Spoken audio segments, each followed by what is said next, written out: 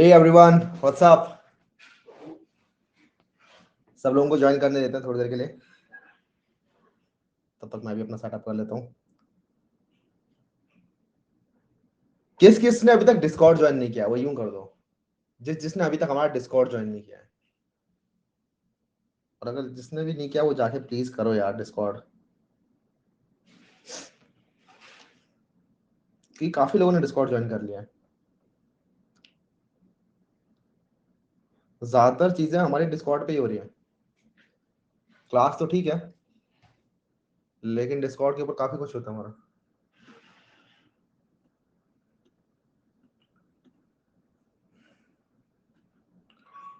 ठीक है, ये 3 लोग जो कर रहे हैं ऐसे, वो उनको जाके डिस्कॉर्ड ज्वाइन करना है प्लीज। ठीक है, I will share the Discord link here. अभी रुको।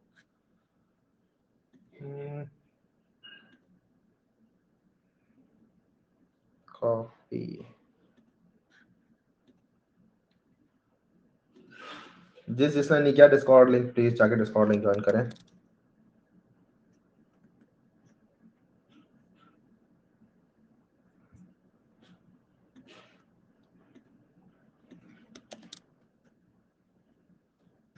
पर पिन मैसेज दिख रहा है आपको एक, यहाँ पर मैसेज पिन हो रखा है ना।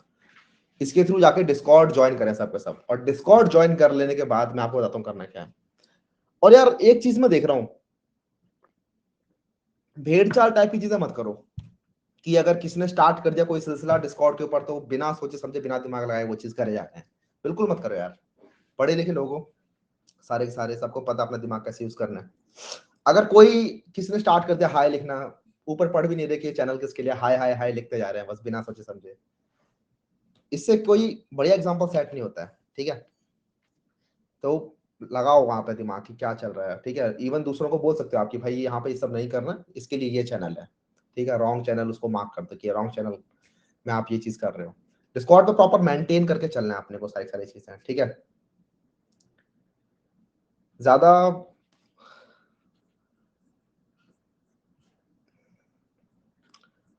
ऑलराइट। तो मैं अभी डिस्कॉर्ड पे बताता हूँ करना क्या। सुनो, सबसे पहले तो जिन लोगों को अभी तक फुल स्टैक वेब डेवलपमेंट वाला रोल नहीं मिला है, पता कैसे चलेगा मुझे फुल स्टैक वेब डेवलपमेंट वाला रोल नहीं मिला है? अपने रोल्स में चेक करो भाई।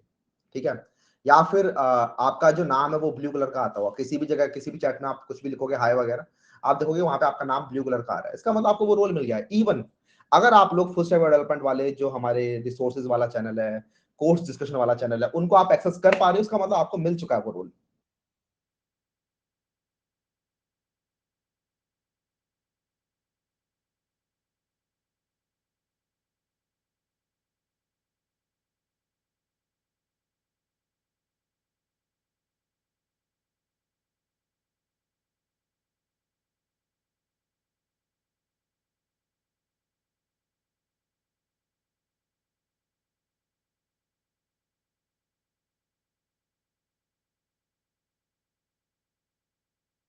बात समझ में आ रही है?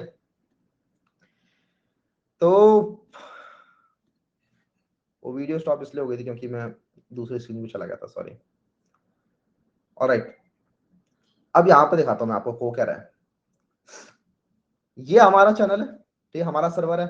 ये get full stack web development 2022 ये रोल है। ठीक है, यहाँ पे आके अब जैसे ये अंकित शर्मा है, हाय हाय तो लिखना ही नहीं है, क्यों लिख दिया हाय पता नहीं। यहाँ पर सिर्फ अपनी ईमेल लिखनी थी। अगर गलती से आप अपनी चेक करने के लिए हाय लिख दिया तो तुरंत डिलीट करो उसे। अगर आपका ब्लू नाम हो रखा है तो तुरंत डिलीट करो। ठीक है, जैसे हाँ, अगर आपका ब्लू कलर का नाम रखा है तुरंत डिलीट करो। अगर आप लोगों ने एनरोल कर रखा है कोर्स के अंदर तो अपनी कोर्स एनरोलमेंट वाली ईमेल आईडी से ही आपको करना है। दूसरी मैंने कुछ और बातें भी कही थी, वो अच्छा होगा आप लोग कर लो तो, कि यहाँ पर यार ये प्रोफाइल फोटो अच्छी नहीं लग रही, अपनी खुद की प्रोफाइल फोटो लगाओ। ठीक है, जो आपके लिंक्डइन के ऊपर है फोटो, या फिर कहीं और है वो लगाओ, जिससे कि क्रेडिबिलिटी इंप्रूव होती है। एटलीस्ट जिन लोगों ने एनरोल किया है मैं उनसे एक्सपेक्ट कर सकता हूँ ये चीज कि वो ये करेंगे। ठीक है,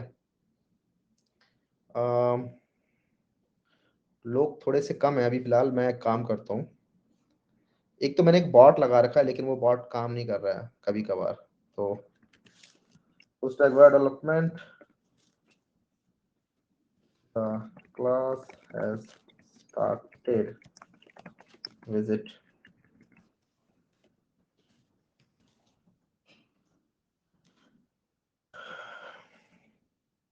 ठीक है। इसके बाद आप लोगों को ये वाले चैनल अगर दिख रहे हैं, कोर्स डिस्कशन वाला चैनल दिख रहा है, ऑफ टॉपिक वाला चैनल, ये सारे चैनल अगर दिख रहे हैं तो उसका मतलब आपको मिल गया है। ये मैं हर क्लास में दोहरा रहा हूँ लेकिन अच्छा नहीं लगता है, ठीक है। ऑलराइट, आज हम कुछ कुछ चीजें और पढ़ने वाले हैं। Let me just quickly share this. आज हम पढ़ेंगे लिंक्स के बारे में, फॉर्म्स के बारे में, सिमेंटिक टैग्स के बारे में। कुछ लोग कह रहे थे भैया बिगनर फ्रेंडली आप नहीं पढ़ा रहे हो। देखो, मैं कुछ चीजें यहाँ पे साफ करना चाहता हूँ। अभी आपने पूरा पूरा नहीं पढ़ा है, ठीक है। अभी आपने नहीं पढ़ा है कि अभी हम रिएक्ट के अंदर क्या चीजें पढ़ रहे होंगे, अभी हम नोड जेएस में क्या चीजें पढ़ रहे होंगे, अभी हम प्रोजेक्ट्स बनाते टाइम हम क्या चीजें पढ़ रहे होंगे, ठीक है। तो वहां पर चीजें कंप्लीट होती हुई दिखेंगी आपको। मैं अभी सबकी सब चीजें नहीं बताना चाहता कि सर्वर क्या होता है, कैसे डीएनएस काम करता है, मैं सब कुछ बताऊंगा यार। आप एक्स्ट्रा चीजें पढ़ रहे होंगे, धीरे धीरे करके चीजें क्लियर होती है। पूरा पूरा एक कोर्स है, मुझे पता है किस टाइम पे कितना पढ़ाना है, किस टाइम पे कितना पढ़ाना है, ठीक है। मुझे पता है कहां पर क्या क्या चीजें करनी है जिससे कि एट द एंड वो पूरा का पूरा क्लियर हो जाए। तो पहले कंप्लीट तो कर लो। बात समझ में आ रही है? कंप्लीट तो कर लो यार एक बार, ठीक है। दूसरी चीज, एक चीज होती है कि आपने मेरे से पढ़ लिया, उसके बाद अगली चीज होती है उस चीज को दोबारा से पढ़ना, मेरी वीडियो देख के पढ़ना, और साथ में खुद से रिसोर्सेज वगैरह जो दे रखे हैं, वेबसाइट जो बता रखे हैं वहां से पढ़ना। यहां पर ये एडमेंट होके नहीं बैठ जाना कि भैया आपको पैसे दिए हैं, आपकी वीडियो से पैसे पढ़ने, तो आपकी वीडियो से ही समझ में आना चाहिए। क्योंकि इतना सब कुछ है ना HTML और CSS के अंदर, मैं सारे के सारे कवर नहीं कर सकता। 3 महीने में क्या, मैं 10 महीने में कवर नहीं कर सकता, इतने सारे कंसेप्ट है। लेकिन मुझे पता है कि क्या क्या चीजें पढ़ा देनी है जिससे कि आपकी गाड़ी स्टार्ट हो जाएगी, और जिनकी स्टार्ट हो रखी थी पहले से उनकी और तेज चलने लग जाएगी। लेकिन अगर आपकी गाड़ी वहां पे स्टार्ट हो गई है तो अब आपकी बारी है कि उसके अंदर वो इंजन वगैरह, पंप वगैरह लगाने, ठीक है। नाइट्रो बूस्टर वगैरह खुद लगाने पड़ेंगे आपको। जितनी ज्यादा मेहनत करोगे उतनी ज्यादा वो बनते रहेंगे। जितने ज्यादा आप लोग वहां पे शोकेस करोगे चीजें, जितने ज्यादा आप दूसरों की हेल्प कर रहे होगे, जितने ज्यादा आप कोर्स डाउट्स पूछ रहे होगे। कई लोग डाउट्स ही नहीं पूछ रहे लेकिन फिर भी कह रहे समझ गया। डाउट्स तो बताओ, क्या क्या चीज समझ आए, डाउट सेक्शन में डालो अपने डाउट्स कि ये टॉपिक था, इसमें ये चीज क्लियर नहीं हुई है। लोग हेल्प करेंगे, ठीक है, मैं हेल्प करूंगा बिल्कुल। तो इस तरीके की चीजें करनी पड़ेंगी, पहले से ही ये सब नहीं करना। ऑलराइट, तो आज की क्लास में हम कुछ कुछ चीजें और पढ़ने वाले हैं। Let me just quickly create a folder, links, forms, semantics. और ये सारा सारा कोड आप लोगों को मिल रहा है, ठीक है। पता है ना कहाँ मिल रहा है? इसके अलर्ट सेक्शन में जाओगे आप, ये अलर्ट तभी दिखेगा जब आपको वो रोल मिल जाएगा। यहाँ पर देखो, अच्छा ये बॉट थोड़ा अलग तरीके से काम कर रहा है। इसको मेरे को देखना पड़ेगा क्या करता है। मैंने जब मैसेज लिखा तो उसके बाद इसने अपना मैसेज डाल दिया, मुझे कॉन्फ़िगर करना पड़ेगा। खैर जो भी है वो चीज छोड़ो। हाँ, ये अलर्ट सेक्शन है ना, यहाँ पर देखो गिटहब, ये जैसे पुश कमिट होता है, जैसे ये क्लास खत्म होगी मैं तुरंत पुश कर दूंगा। तो आपको यहाँ पे जाना है, ये लिंक है, और यहाँ पर जाके अपना कोड पूरा का पूरा एक्सेस कर सकते हो, ठीक है। कॉपी पेस्ट करो अपने कोड को। गिट और गिटहब किसी को नहीं आता तो गिट और गिटहब की क्लासेस हैं यार हमारी यूट्यूब के ऊपर, वो जाके आप लोग देख सकते हो। बाकी इस डिस्कॉर्ड को पूरा का पूरा यूटिलाइज करो अच्छे से। बात क्लियर है ना? ठीक है।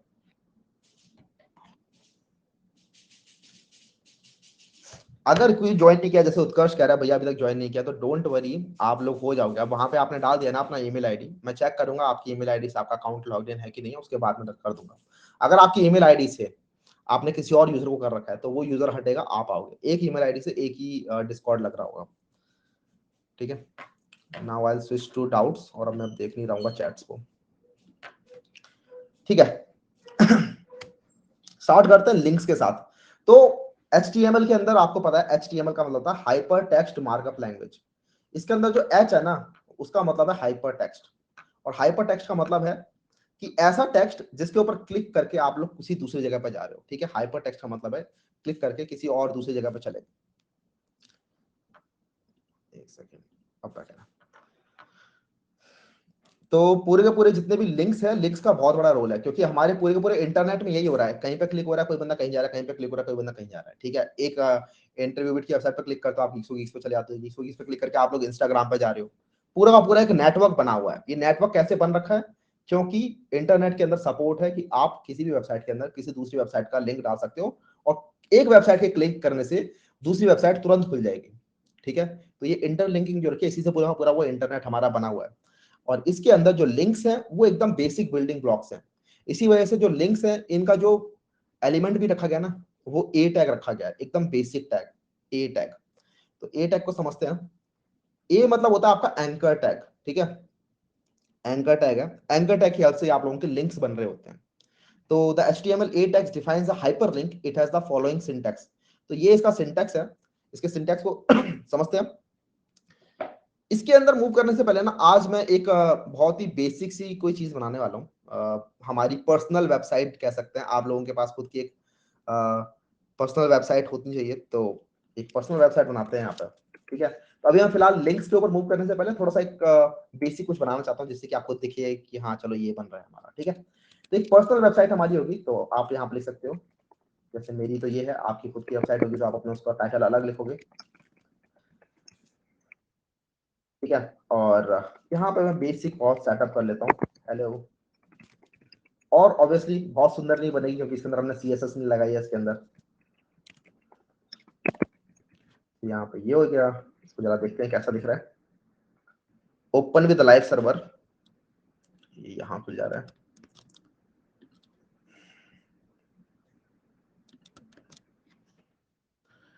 ठीक है। इसी के अंदर चीजें डालते हैं थोड़ी सी। तो सबसे पहले तो इसके अंदर मैं एक इमेज डालना चाहता हूँ। इमेज मुझे कहाँ से मिलेगी? तो मेरा लिंक्डइन चला लेते हैं, और मैं लिंक्डइन से अपनी इमेज लेके आता हूँ। आप लोग भी अपनी लिंक्डइन से इमेज लेके आ सकते हो। Copy image address, right click करके कॉपी इमेज एड्रेस कर लेना, अपने आप मिल जाएगी आपको इमेज अपनी। और फिर इमेज टैग के अंदर हमें पता है, इमेज टैग सोर्स के अंदर हमें डालनी है अपनी इमेज। ऑल्ट के अंदर लिखनी है अनुज कुमार शर्मा। इसके अलावा यहाँ पे इसको हम विड्थ भी दे देते हैं, जिससे कि ये बहुत ज्यादा बड़ी ना हो जाए। 200, यहाँ पर 200 लिखने का मतलब है पिक्सल, अपने आप ही वो पिक्सल समझता है इसको, ठीक है। तो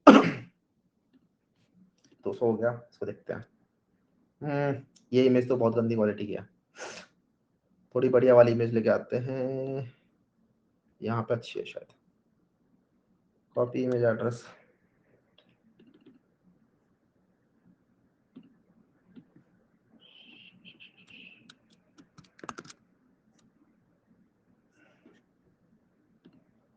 ये बेटर है। और उसके बाद एक पी टैग बनाते हैं यहाँ पे, इसके अंदर एक आई टैग,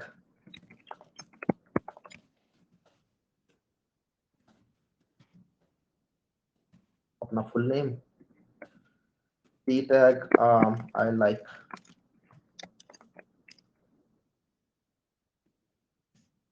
कोडिंग।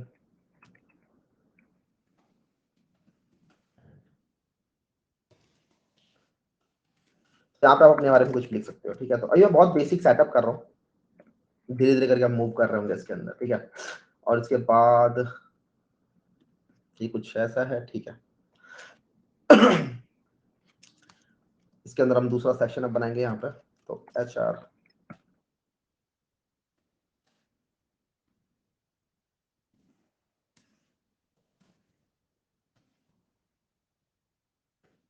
उसके बाद एक अनऑर्डर्ड लिस्ट। तो अनऑर्डर्ड लिस्ट होता है आपका UL। उसके बाद इसके अंदर बहुत सारे LI एलिमेंट्स होंगे। तो LI एलिमेंट्स के अंदर अब हम यहाँ पे डालेंगे लिंक्डइन,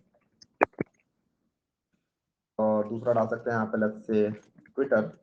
इस तरीके से ये आपको इस तरीके से दिखाई दे रहे हैं। अब यहाँ पर इसको हमें क्लिकेबल बनाना है। इसको मैं थोड़ा बड़ा कर देता हूँ, जैसे कि अच्छे से दिखाई दे। इसको हमें क्लिकेबल बनाना है। क्लिकेबल कैसे बन सकते हैं links?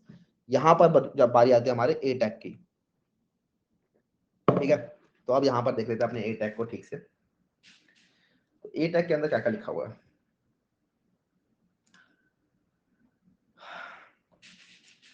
The most important attribute of a element is the href attribute, which indicates the link destination. The link text is the part that will be visible to the reader. तो basically ये कह रहे हैं कि यहाँ पर अगर आप देखो तो href एट्रीब्यूट आपको दिख रहा है, इसके अंदर हमने एक लिंक डाला हुआ है और उसके बाद यहाँ पर जो इसके अंदर टेक्स्ट वाला कंटेंट वाला पार्ट है ना, ये एक्चुअली विजिबल होगा यूजर को। और जब इस टेक्स्ट पर क्लिक होगा तो ये href जहां पे लिखा हुआ है इसके ऊपर आप अपने आप रीडायरेक्ट कर जाओगे। ठीक है, तो अगर हम यहाँ पर देखें, ये हमारे पास एक li टैग है, इसके अंदर ये लिंक्डइन है। अभी फिलहाल मैं इस लिंक्डइन को छोड़ता हूँ और लेट्स से यहाँ पर ये जो टीचिंग है इसको मैं एक क्लिकेबल बनाने का ट्राई करता हूँ। तो देखते हैं हम क्लिकेबल कैसे बना रहे होंगे। इसको क्लिकेबल बनाने के लिए मैं क्या करूंगा, यहाँ पे आऊंगा, ए टैग बनाऊंगा। ए लिखने के बाद अगर मैं टैब हिट करूंगा तो अपने आप ही वो ए टैग अपना बन जाएगा। और यहाँ पर फॉर एग्जांपल हम google.com खोलते हैं, तो www.google.com। तो यहाँ पर आप देखोगे टीचिंग को मैं लेकर आया हूँ, इसके अंदर यहाँ पर आप देखोगे कि जो मेरा टीचिंग वाला पार्ट है सिर्फ ये क्लिकेबल होगा और इस पर जब हम क्लिक करेंगे तो google.com खुल जाएगी। ठीक है, देखते हैं कैसे। यहाँ पर देख लो अपने आप ये ब्लू कलर का एक अंडरस्कोर यहाँ पर डल गया है, अंडरलाइन, और इस पर जब हम क्लिक करेंगे तो google.com खुलेगी। अच्छा, मुझे ठीक से डालना था, इसके अंदर https के साथ डालना है, https और उसके बाद ये जो इसके अंदर कोलन // अब क्लिक करेंगे तो खुल जाएगा। यहाँ पर देख रहे हो google.com खुल रहा है। तो इस तरीके से आपके लिंक्स काम करते हैं। आपका ये दिखने वाला पार्ट है और इस पर जैसे हम क्लिक कर रहे हैं तो ये google.com खुल जा रहा है। इस तरीके से आप कहीं भी कोई भी लिंक डाल सकते हो। जैसे हमारा ये जो लिंक्डइन वाला पार्ट है ना, इसके अंदर भी हम लोग लिंक डाल सकते हैं। इस टीचिंग के अंदर मैं यहाँ पे codingshuttle.com डाल सकता हूँ, codingshuttle.com। तो अब हमारी टीचिंग में क्लिक करेंगे तो हमारी वेबसाइट खुल रही है। ठीक है, codingshuttle.com। इसका कोर्स का एनरोलमेंट एंड हो गया, तो अब जिसको भी चाहिए तो वो नहीं मिल सकता है। बैक कर रहे हैं तो यहीं आ जा रहे हैं हम। लिंक्डइन और ट्विटर के अंदर डाल के देखते हैं किस तरीके से डलेगा। जैसे ये मेरा लिंक्डइन प्रोफाइल है, इसको मैं कॉपी करता हूँ और मैं गया अपने लिंक्डइन के अंदर इस तरीके से। अब ये एल के अंदर है, राइट, ये पूरा पूरा एल के अंदर है। क्या मुझे इस पूरे एल को लिंक बनाना है या फिर मेरे को सिर्फ इस लिंक्डइन टेक्स्ट को लिंक बनाना है? ये आपको अपने आप से क्वेश्चन पूछना है, मुझे क्या करना है। मैं से करता हूँ सिर्फ इस लिंक्डइन टेक्स्ट को लिंक बनाता हूँ। उसके लिए मैं एल के अंदर आऊंगा और ए टैग के अंदर लिखूंगा लिंक्डइन, इस तरीके से। तो ये हमारा लिंक्डइन वाला पार्ट हो गया और इस href के अंदर आ जाएगा मेरा वो लिंक जो मैंने कॉपी किया था। Okay, copy and then paste. ठीक है, तो ये सिंपल सा सिंटैक्स है। आपको पहले ओपनिंग टैग, इसके अंदर ए लिखना है, ए हमारे एलिमेंट का नाम है। उसके बाद href एट्रीब्यूट होता है। इस href एट्रीब्यूट के अंदर आप बताते हो वो लिंक जहां पर आपको रिडायरेक्ट करना है। उसके बाद वो क्लोज होगा टैग। इसके बाद आप बताओगे कि क्या टेक्स्ट है जो दिखना चाहिए जिसके ऊपर क्लिक करेगा यूजर, एंड देन आपका ये ए टैग क्लोज हो जाएगा क्योंकि ओपन हुआ है तो क्लोज भी होगा। और इसके बाद से आप देखोगे कि आपका वो जो वेबसाइट है इसके ऊपर लिंक्डइन अब ब्लू कलर का हो गया, वही लिंक की तरह दिख रहा है। ये जैसे आप क्लिक करोगे तो यहाँ पर आपका वो लिंक्डइन वेबसाइट ओपन हो जाएगी। जो भी लिंक आप डालना चाहो वहां पर डाल सकते हो। यहाँ पर ट्विटर है, ट्विटर भी आप लोग डाल सकते हो। मैं यहाँ पर ट्विटर नहीं डाल रहा, स्पेलिंग गलत लिखी है ट्विटर की। ठीक है, ये हो गया। अब हम आगे बढ़ते हैं, थोड़ी चीजें और डालते हैं इसके अंदर। एचआर से क्या होता है? एचआर से आप लोगों का एक हॉरिजॉन्टल लाइन आ जाती है। ये लाइन देख रहे हो, ये लाइन कहाँ से आई? ये लाइन आई है हमारी एचआर से। एक दूसरा सेक्शन बनाते हैं इसके अंदर, माय फेवरेट प्रोग्रामिंग लैंग्वेज। मैं आपको कुछ कुछ और चीजें भी सिखाना चाहता हूँ। अभी यूएलएलआई के अंदर कुछ और चीजें भी हम देखेंगे और ए टेक के अंदर भी कुछ और चीजें देखेंगे। तो H2 my favourite programming languages, और यहाँ पर हम कुछ अपनी फेवरेट प्रोग्रामिंग लैंग्वेज बता सकते हैं। फॉर एग्जांपल यूएल, इसके अंदर एलआई, और सपोज करो मैं अपनी 3 फेवरेट प्रोग्रामिंग लैंग्वेज बताना चाहता हूँ, तो यूएल और एलआई के अंदर 3। ये मैं कैसे लिख पा रहा हूँ, ये शॉर्टकट कहाँ से आ रहे हैं? तो ये सारे आ रहे हैं एमेट से, EMMET। इसकी वेबसाइट भी जाके एक बार देख लेते हैं जिससे कि आपको दिख जाए। एमेट की ना सब कुछ चीट शीट पढ़नी है, काफी अच्छी डॉक्यूमेंटेशन है और यहाँ से जो मोस्ट कॉमनली यूज्ड है वो आप लोग खुद से बना सकते हो। बहुत छोटा छोटा यहाँ पर लिखा हुआ है, ठीक से दिखेगा नहीं। ये मल्टीप्लिकेशन वाला, ये चाइल्ड वाला, ठीक है, ये आके पढ़ना आप लोगों को दिखेगा। तो यहाँ से आप लोग काफी अच्छे से एमेट सीख सकते हो। तो UL/LI×3 और इसके अंदर मैं अपनी प्रोग्रामिंग लैंग्वेज बताना चाहता हूँ। फॉर एग्जांपल लेट्स से मुझे पाइथन पसंद है काफी, टैब हिट करके मुझे कॉटलिन पसंद है, देन मुझे जावा पसंद है। ठीक है, तो ये अभी फिलहाल कैसा दिख रहा है, ये कुछ इस तरीके से दिख रहा है नीचे। एक्सक्यूज मी, अगर मैं बहुत ज्यादा खांस रहा हूँ, वो अनॉय कर रहा था, आई एम सॉरी, लेकिन यार कुछ दिनों से कुछ हो गया है और मैं दवाइयां भी ले रहा हूँ, बट होगा धीरे धीरे ठीक।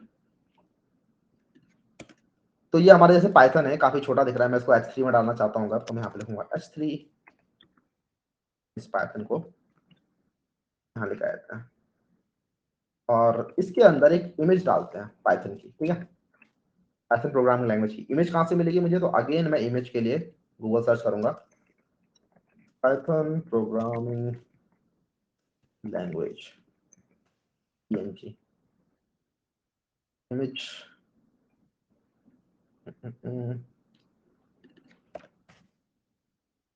विकिपीडिया का लिंक ज्यादातर सबसे अच्छा होता है। कॉपी इमेज एड्रेस करना है हमें और उसके बाद यहाँ पे पेस्ट कर देना है। ये बड़ा सा लिंक है बट कोई दिक्कत वाली बात नहीं है। यहाँ पर अगेन हम विड्थ दे देंगे इसको, लेट्स से 100, देखते हैं कैसा दिख रहा है। ये रहा पाइथन। ठीक है, इस पाइथन के बारे में अगर आप कुछ लिखना चाहते हो तो वो लिख सकते हो, लेकिन मैं यहाँ पर एक डमी टेक्स्ट लिख देता हूँ बस, विच इज लेट्स से ऐसे। डमी टेक्स्ट कैसे लिखते हैं, तो आपके VS कोड के अंदर सपोर्ट होता है लॉरम का, आपको लिखना है लॉरम और उसके बाद लेट्स से लिखो 200, तो 200 रैंडम वर्ड्स अपने आप जनरेट हो जाएंगे। देख रहे हो, मैंने लिखा LOREM लॉरम और उसके बाद लिखा 200, तो अपने आप ही 200 वर्ड्स लॉरम इप्सम के जनरेट हो गए और ये कुछ इस तरीके से दिखाई दे रहे हैं। ठीक है, ये काफी बड़ा लग रहा है मुझे, तो छोटा कर लेते हैं।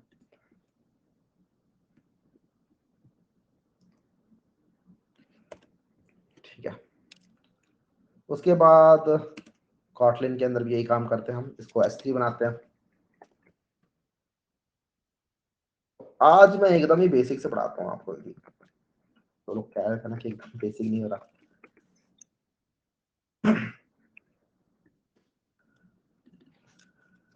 कॉटलिन कॉटलिन कॉटलिन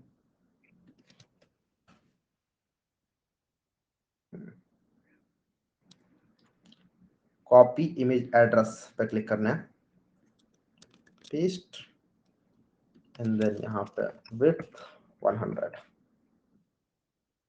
सिमिलरली इसके नीचे आप लोग कुछ टेक्स्ट लिख सकते हो इस तरीके से।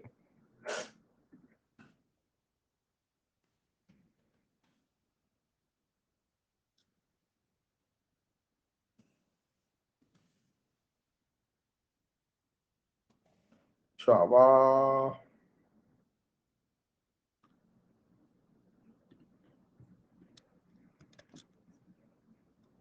तो यहाँ भी विड्थ डिफाइन कर देते हैं 100। हमारी वेबसाइट कैसे दिख रही है, बेटर लग रही है काफी। जावा नहीं आई, जावा की इमेज बन के नहीं आई।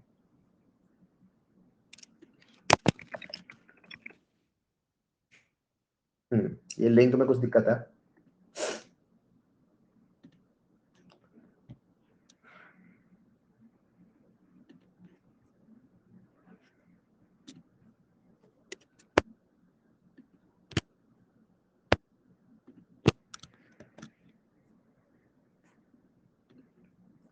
ठीक है, अब आ गई है। फिर लॉरम अगेन और लेट्स से 60। ठीक है, तो ये एक सेक्शन क्यों बनाया भैया आपने, तो यहाँ पर दो तीन चीजें हो गई। हमारी इमेज हमने एक बार और कवर कर ली, हमने अपने UL टैग जो थे अनऑर्डर्ड लिस्ट वो एक अलग तरीके से देखी यहाँ पे, और भी हम लिंक्स वगैरह भी देख सकते हैं यहाँ पे। ठीक है, दोबारा से, तो मैंने ऐसे अभी यहाँ पर लिंक्डइन पर लिंक लगाया था, वैसे हम शायद इस पाइथन में लिंक लगा सकते हैं, या फिर आप चाहते हैं इस इमेज के ऊपर भी लिंक लगा सकते हो। ठीक है, इस इमेज को कैसे लिंक बना सकते हैं, तो आपको कुछ नहीं करना, आपको आना है, जैसे पाइथन की इमेज है, राइट, ये इमेज है, इस इमेज के बाहर आपको ए टैग लगा देना है। कैसे लगाएंगे, ए टैग और लेट्स से मैं आप लिखता हूँ https www.python.org, इस तरीके से। ठीक है, ए टैग को आपको क्लोज करना है इस इमेज के बाहर। कमांड शिफ्ट बी करके मैं इसे रिफॉर्मेट कर दूंगा। रिफॉर्मेट करने के लिए आपको एक और तरीका है, आप राइट क्लिक करो कहीं भी और उसके बाद फॉर्मेट डॉक्यूमेंट कर देना। ठीक है, फॉर्मेट डॉक्यूमेंट से आप लोगों का फॉर्मेट हो जाएगा वो डॉक्यूमेंट। तो ये हमारा कुछ इस तरीके का हो गया और अब हमारी जो इमेज है वो क्लिकेबल हो गई है। ये देखो पाइथन के ऊपर हवर कर रहा हूं मैं तो अपने आप ही वो क्लिकेबल सा बन रहा है अपने आप ही। और जैसे इस पर मैं क्लिक करूंगा वैसे हमारी वो पाइथन की वेबसाइट खुल जाएगी। ठीक है, तो आई थिंक लिंक समझ में आ रहे होंगे आपको। तो ये बहुत ही बेसिक आपको ए टैग समझ में आया होगा।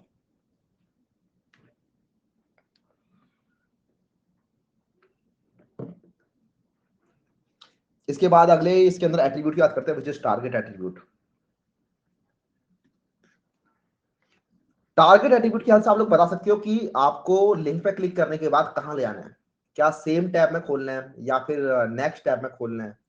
ठीक है, इस तरीके से तो टारगेट एट्रीब्यूट हमें स्पेसिफाई करता है कि हमें कहां लेके जाना है।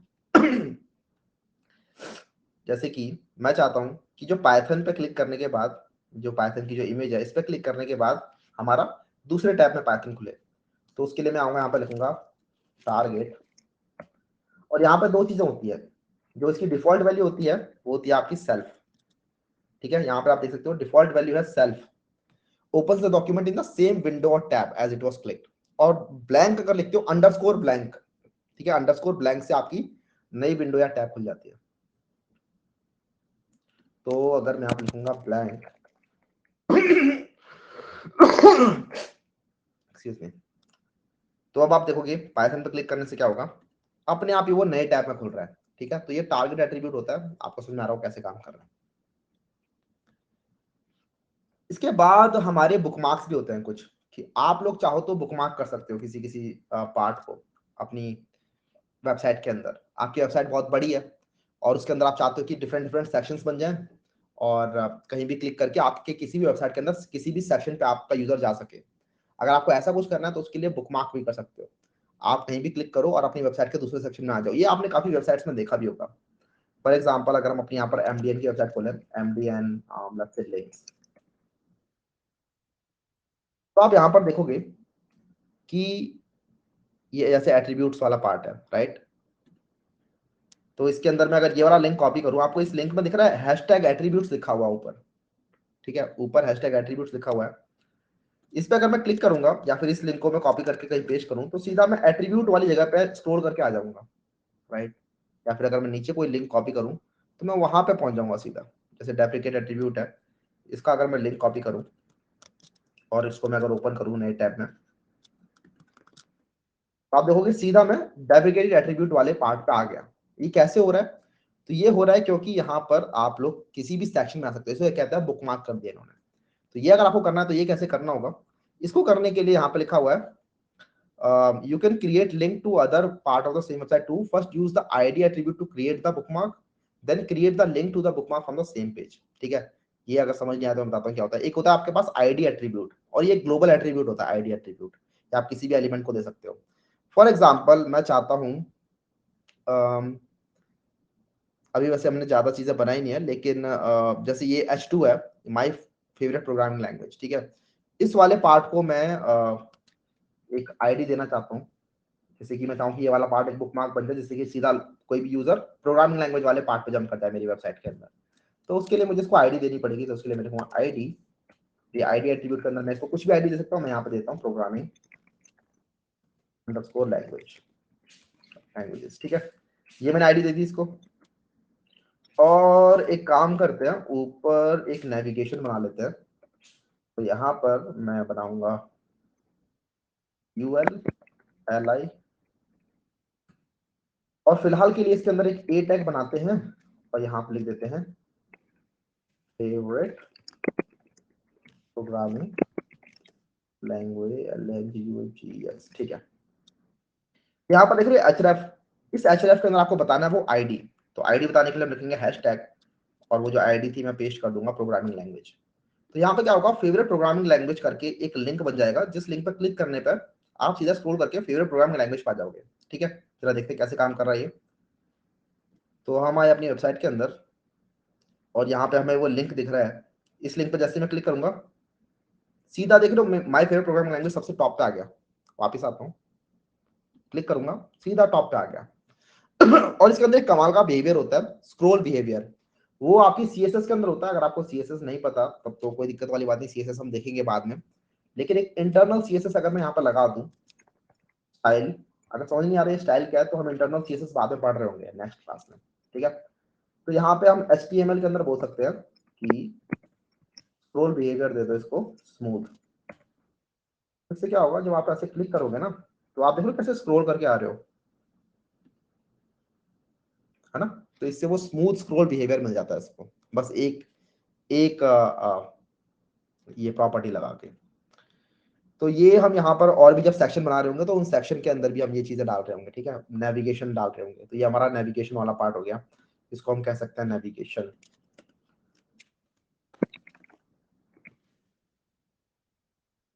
यहाँ पर वो नेविगेशन करने काम में आ रहा है, ठीक है।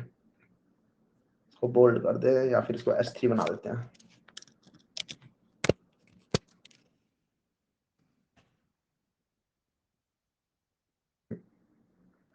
और एक चीज और, जब आप इस पर क्लिक करते हो ना तो होता क्या है, आपके ऊपर अगर आप देखोगे तो यहाँ पर एक हैशटैग प्रोग्रामिंग लैंग्वेजेस आ रहा है, ठीक है। तो आपका लिंक ही चेंज हो जा रहा है पूरा का पूरा। इस लिंक को अगर आप कहीं और भी किसी और टैब में ओपन करोगे तो आप देखोगे सीधा स्क्रॉल करके आप माय फेवरेट प्रोग्रामिंग लैंग्वेज पे जा रहे हो।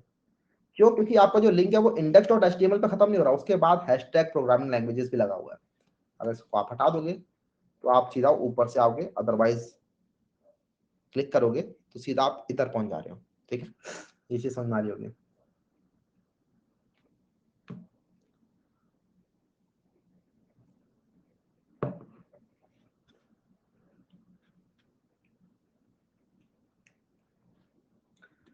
अब इसके बाद एक है हमारा फोन एंड इमेज यूआरएलएस, ये भी देख लेते हैं कैसे काम करता है। अगर आप लोग चाहते हो कि लिंक्स की हेल्प से ही आप लोग चाहते हो कि किसी को ईमेल भेजना है, ठीक है, और वो आपको ईमेल भेज, या फिर जैसे आपने रेज्यूमे में देखा होगा कि आपने ईमेल अपना बता दिया, उस पर क्लिक करते हैं सीधा मेल वाला ऐप खुलता है, राइट। वो कैसे होता है, क्योंकि आपके जो लिंक्स होते हैं उनके अंदर आप लोग बता सकते हो कि यूआरएल किस टाइप का है। यूआरएल का मतलब होता है यूनिवर्सल रिसोर्स लोकेटर। यूआरएल किस टाइप का है, आपका टेलीफोन वाला यूआरएल है, आपका एचटीटीपी बेस्ड यूआरएल है, एचटीटीपीएस बेस्ड यूआरएल है, या फिर आपका ईमेल वाला यूआरएल है। डिफरेंट डिफरेंट टाइप के अलग अलग यूनिवर्सल रिसोर्स लोकेटर बने हुए हैं, ये आपके मेन है। तो आप अपनी ईमेल वाला बना सकते हो, उसके लिए आपको लिखना है href के अंदर मेल टू कॉलन और उसका मेल आईडी, ठीक है। तो जैसे कि कनेक्ट विद मी के अंदर आप लोग यहाँ पर डाल सकते हो, एक और मैं एल डालता हूँ यहाँ पर, और इसके अंदर एक ए टैग बनाते हैं, और इस ए टैग के अंदर पहले यहाँ पे लिख देता हूँ मैं ईमेल। तभी मैं ईमेल लिखूंगा तो फिलहाल वो कहीं पर नहीं जा रहा होगा, ठीक है। इस पर मैं क्लिक करूंगा कुछ नहीं होगा क्योंकि ये इसी पेज का लिंक है। लेकिन इसको मुझे अपनी जीमेल वाले लिंक देना होगा, तो उसके लिए मुझे करना पड़ेगा, मैं आऊंगा इस href के अंदर और यहाँ पे लिखूंगा ईमेल टू, नहीं सॉरी ईमेल टू नहीं, मेल टू और फिर कोलन, और उसके बाद अपनी मेरी जो ईमेल आईडी अनुज भैया official@gmail.com, इस तरीके से, ठीक है। इस पर अगर हम क्लिक करेंगे तो सीधा ईमेल खुलेगा।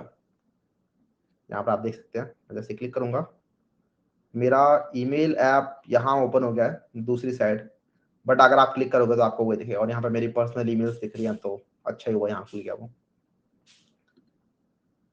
लेकिन ऐसा कुछ खुल जाता है, मैं दिखाता हूँ आपको।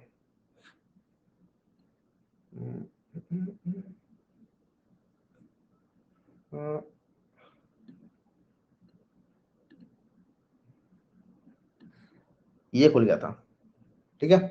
तो यहाँ पे अपने आप ही आ जाएगा कि टू अनुज भैया ऑफिशियल, और उसके बाद अपना कुछ भी बता सकते हो आप लोग, सब्जेक्ट वगैरह। तो ये वाला ऐप आपका ओपन हो जाता है। इसके अलावा आप अपना फोन नंबर भी यहाँ पर दे सकते हो अगर आप चाहो तो, ठीक है। वैसे आपको ऐसे इन्फॉर्मेशन अपनी प्राइवेट वाली इन्फॉर्मेशन शेयर नहीं करनी चाहिए ज्यादा, लेकिन अगर आपका रेज्यूमे है या फिर पर्सनल वेबसाइट बना रहे हो आप, तो वहाँ पे आप दे सकते हो, आप चूज, आपकी मर्जी है, ठीक है। तो उसका भी हम देखते हैं वो कैसे काम करता है। जैसे यहाँ पे अपना कोई भी डमी फोन नंबर डाल देता हूँ,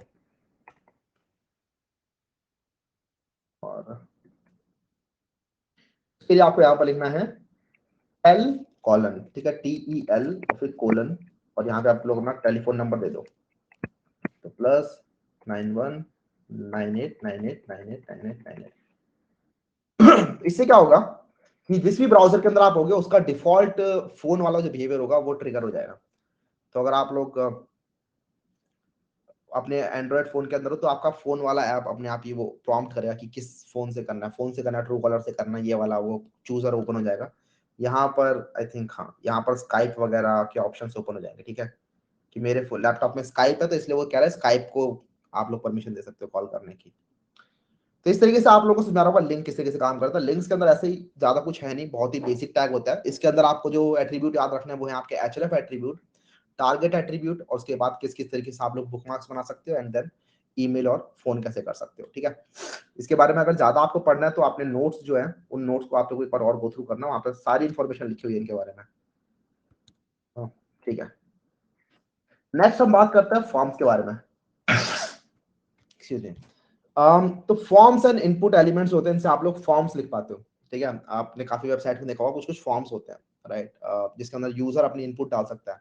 हो सकता है आप अपनी वेबसाइट के अंदर बोल दो कि कनेक्ट विद मी, तो अपना नाम बता दो, अपनी ईमेल आईडी बता दो, मैं आपसे खुद ही कनेक्ट कर लूंगा, राइट। इस तरीके का आप फीचर डालना चाहते हो, या फिर आप न्यूज लेटर डालना चाहते हो कि आप अपनी ईमेल आईडी बताओ, मैं आपको वीकली ईमेल भेज दिया करूंगा। डिफरेंट डिफरेंट तरीके होते हैं। या फिर आपको साइन अप पेज बनाना है, वहां पे आपको यूजर की इनपुट चाहिए, राइट। तो यूजर से जब भी आपको इनपुट लेने हैं तो आपको वहां पे फॉर्म बनाना चाहिए। भले ही आपको एक सिंगल इनपुट भी लेनी है ना, सिंगल इनपुट, जैसे अगर सिर्फ नेम नेम मांगना तो भी आपको फॉर्म बनाना चाहिए पूरा पूरा, ठीक है। तो उसके लिए होता है आपके पास फॉर्म एलिमेंट, और यहाँ पे लिखा था HTML form element is used to create an HTML form for user inputs. The form element is a container for different types of input element such as text, field, checkboxes, radio button, submit button, etc. तो इसके अंदर आप लोग different different type के inputs बता सकते हो, और जो आपका इनपुट एलिमेंट होता है ना वो इसमें हेल्प कर रहा होता है। जरा देखते हैं फॉर्म और इनपुट किस तरीके से काम कर रहे होते हैं। तो इसी वाले एग्जांपल के अंदर या फिर इस वाले एग्जांपल के अंदर ही मैं दूसरा एक बना लेता हूँ। इसके अंदर एक नया मैं फाइल बना लेता हूँ, लेट्स से हम fill your info.html, कुछ भी मैंने नाम दे दिया इसको ऐसे रैंडम, ठीक है। इसके अंदर हम एक नई HTML फाइल बनाएंगे। जब भी आप एक नया HTML पेज बनाते हो तो उसके अंदर ये सब कुछ दोबारा से लिखना ही पड़ता है, ठीक है। भले ही आपकी वेबसाइट में जितने मर्जी HTML पेज हो, सबके अंदर एक HTML होगा, हेड होगा, बॉडी होगा। टाइटल के अंदर हम लिखेंगे यहाँ पे मोर इन्फो या फिर फिल योर इन्फो।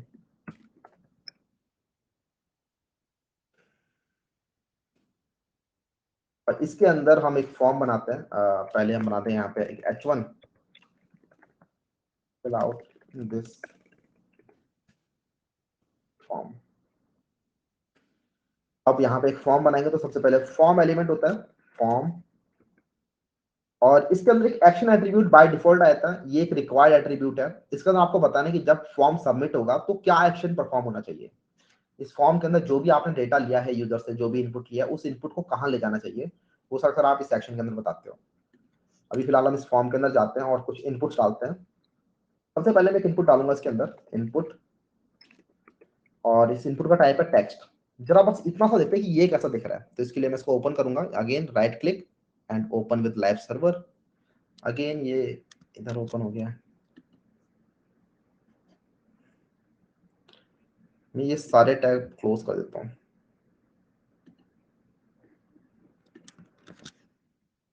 तो आपको ये दिख रहा है फिल आउट दिस फॉर्म। तो बेसिकली हमारा फॉर्म बन गया जिसके अंदर ये एक इनपुट है, और बहुत ही बेसिक सी एक चीज बन गई है।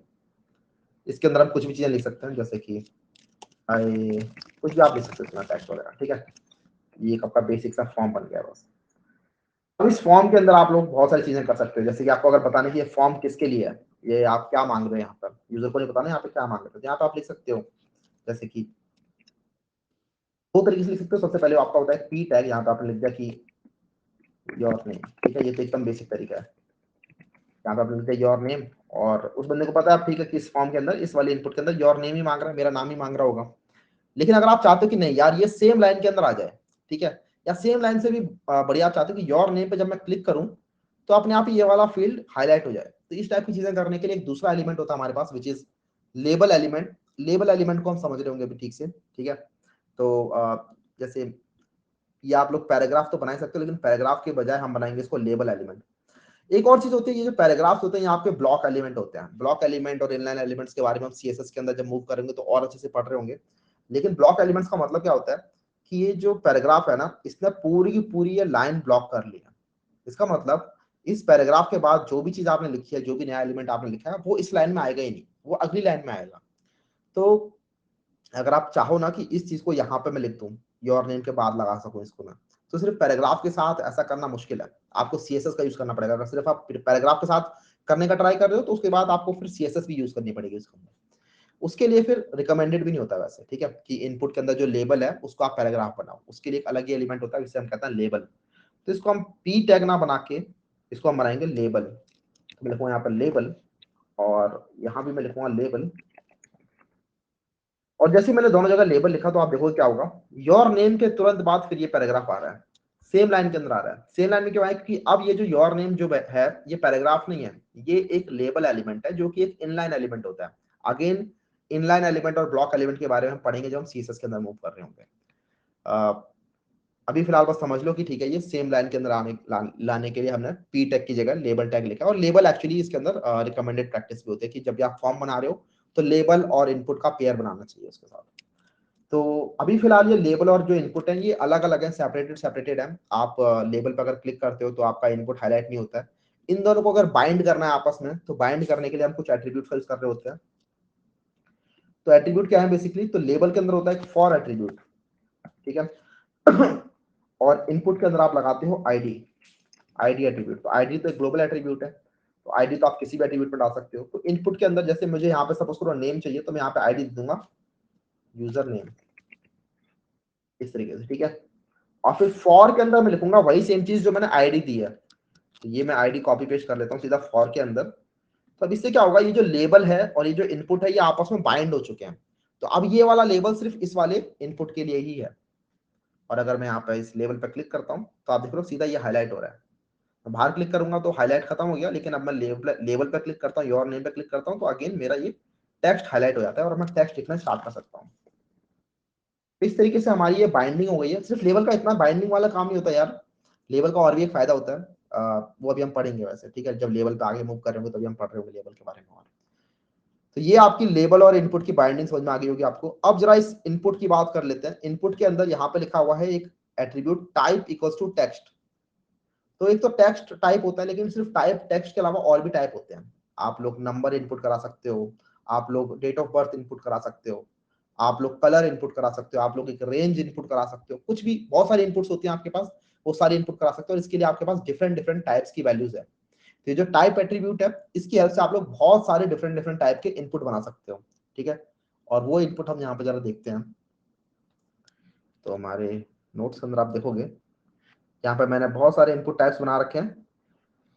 तो इनपुट टाइप है बटन, चेकबॉक्स, कलर, डेट, और भी बहुत सारे हैं। इन सबको एक एक करके देखते हैं। सारों को तो नहीं देख रहे होंगे, लेकिन कुछ कुछ को हम देख लेते हैं, ठीक है। जैसे अगर आपको सिर्फ मंथ चाहिए तो मंथ नाम का भी है। अगर आपको इमेज इनपुट लेनी है, मतलब फाइल इनपुट लेनी है, तो उसके लिए इमेज है। इस तरीके से तो डिफरेंट डिफरेंट टाइप के होते हैं। फाइल इनपुट कराने के लिए भी फाइल होता है एक्चुअली, नंबर लेने के लिए नंबर होता है, पासवर्ड लेने के लिए पासवर्ड होता है। इस तरीके से बहुत सारे होते हैं। तो जरा एक छोटा सा एक बेसिक सा फॉर्म बनाते हैं। तो जैसे हमारा ये नेम हो गया, उसके बाद लेट्स से हम यहाँ पे ईमेल आईडी मांगते हैं उससे। तो लेबल का मैंने टैब हिट किया तो अपने आप ही फॉर अपने आप आ गया, क्योंकि एक रिक्वायर्ड है फॉर के साथ। तो यहाँ पे मैं डालूंगा ईमेल, और उसके बाद लेबल में डाल दूंगा ईमेल, इस तरीके से। एंड देन अगली लाइन के अंदर मैं डालूंगा इनपुट, और इसके अंदर टाइप हो जाएगा ईमेल, और इसकी आईडी हो जाएगी वही जो सेम चीज फॉर की वैल्यू है, विच इज ईमेल, इस तरीके से, ठीक है। तो अब यहाँ पर आप देखोगे कि इसी लाइन में ईमेल स्टार्ट हो गया है। अब ये इसी लाइन में क्यों स्टार्ट हो गया, मुझे चाहिए था इनिशियल लाइन में। तो एक्चुअली हो क्या रहा है, यहाँ पे हमने कोई सीएसएस तो लगा ही नहीं है। तो बाय डिफॉल्ट जो एचटीएमएल का डिफॉल्ट स्टाइलिंग होती है वो यहाँ पर लागू हो रही है। वो क्या कहती है कि ये इनपुट एलिमेंट और ये जो आपके लेबल एलिमेंट है ये इनलाइन एलिमेंट है। तो इनके बाद जो भी चीज होंगी वो सेम लाइन में आ रही होंगी। अगर आपको इसकी डिफॉल्ट स्टाइलिंग को चेंज करना है तो आप सीएसएस लगा रहे होगे, लेकिन अगर आप सिंपल एचटीएमएल की हेल्प से स्टाइलिंग करना चाहते हो तो यहाँ पे आप एक br टैग लगा सकते हो, और br टैग हमें पता है लाइन ब्रेक एलिमेंट होता है। मैं 2 br टैग लगा देता हूँ जिससे चिपके ना आपस में, तो ये ऐसे सेपरेट सेपरेट हो गए हैं, ठीक है। बाकी ये रिकमेंडेड प्रैक्टिस नहीं होती है। आप लोगों को जब भी स्टाइलिंग करनी है तो वहां पे आप सिर्फ CSS ही यूज कर रहे होगे। इवन हमने जो अभी टेबल बनाई थी, ठीक है, लास्ट क्लास के अंदर और भी बहुत सारी चीजें बनाई थी, मैं वहां पे आप लोगों को बताया जा रहा हूँ स्टाइलिंग के तरीके डिफरेंट डिफरेंट, राइट, जिसके अंदर सिर्फ HTML की हेल्प से आप लोग स्टाइलिंग कर रहे हो। ये सब हम नहीं कर रहे होते हैं, ठीक है। कलर करने के लिए आप लोग वो कॉल ग्रुप और कॉल स्पैन ये सब ज्यादा यूज नहीं कर रहे होते हो, आप यूज कर रहे हो तो CSS का। वहां पे आप लोग डिव्स बना रहे होते हो, वहां पे आप लोग क्लासेस बना रहे होते हो, ठीक है। तब वहां पे ज्यादा सेंस बन रहा होता है। स्टाइलिंग के पर्पस के लिए है ही नहीं HTML। HTML है सिर्फ आपकी स्केलेटन बनाने के पर्पस के लिए।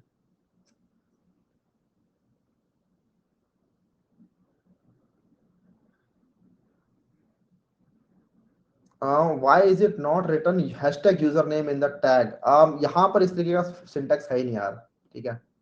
यहाँ पे ऐसे ही काम कर जाता है। उसके बाद अगला लेके आते हैं। यहाँ पे सपोज करो आप ईमेल उसका पासवर्ड भी चाहते हो, तो br मैं 2 बना देता हूँ। उसके बाद अगर मुझे लेबल और इनपुट एक साथ बनाना है तो मैं क्या करूंगा, लेबल प्लस इनपुट, ठीक है। तो ये प्लस कहाँ से आया, तो अगेन ये एमेट से आ रहा है। मैं हिट करूंगा टैब, तो आप देख लो एक लेबल भी बन गया, एक इनपुट भी बन गया। लेबल मैं चाहता हूँ फॉर पासवर्ड, और लेबल की वैल्यू हो जाएगी पासवर्ड, मतलब जो टेक्स्ट दिखना है। उसके बाद मेरा जो इनपुट टाइप है वो है पासवर्ड। इनपुट टाइप पासवर्ड कहाँ से पता चला भैया आपको, तो अगेन ये मुझे पता चल रहा है W3 स्कूल्स की वेबसाइट से, या फिर आप लोग MDN वेबसाइट है, ट्यूटोरियल्स फंड वेबसाइट है, बहुत सारी वेबसाइट्स हैं जहाँ पे आप जाके देख सकते हो टाइप की क्या क्या वैल्यू है। और हमारे नोट्स के अंदर भी मैंने वो वैल्यू उठा के लिख दी है फिर, ठीक है। आप यहाँ पर देख लो टाइप इक्वल्स टू पासवर्ड भी है एक, तो इससे अपने आप ही वो हिडन टाइप का पासवर्ड आने लग जाता है। यहाँ पे अगर मैं कोई चीज लिखूंगा, अब देख लो ये हिडन सी होकर आ रही है अपने आप ही, ये पासवर्ड टाइप है इसका। और ये ईमेल टाइप है तो यहाँ पर अपने आप ही मेरे प्रीवियस ईमेल आईडी जो है वो आ रहे हैं, यहाँ पे देख रहे हो।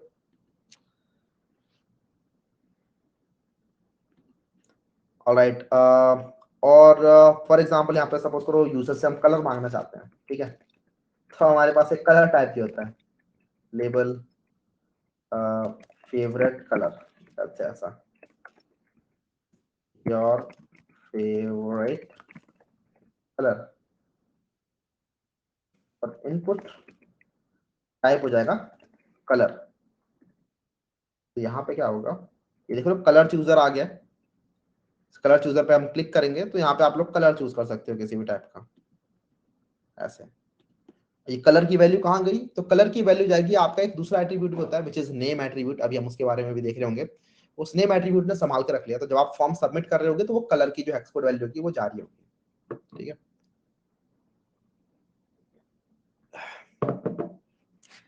और भी डिफरेंट डिफरेंट टाइप के पिकर होते हैं। आप लोग यहाँ पर डेट ऑफ बर्थ वगैरह, मैं सब कुछ तो लिखने जाऊंगा नहीं, लेकिन आप लोग चाहो तो खुद से बना सकते हो। डेट ऑफ बर्थ चाहिए तो उसके लिए पूरा का पूरा डेट एट्रीब्यूट है, जिससे आप डेट सिलेक्ट कर सकते हो। अगर आप लोगों को यूजर से कुछ फाइल अपलोड करानी है तो उसके लिए फाइल एट्रीब्यूट है, क्लिक करोगे तो फाइल एक्सप्लोरर ओपन हो जाएगा उससे, ठीक है।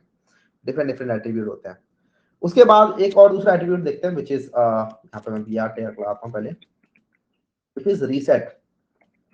इनपुट टाइप रीसेट, बस मैंने लिखा रीसेट यहाँ पे, ठीक है। तो आप देखना क्या हो गया, यहाँ पे एक रीसेट बटन आ गया है, ठीक है।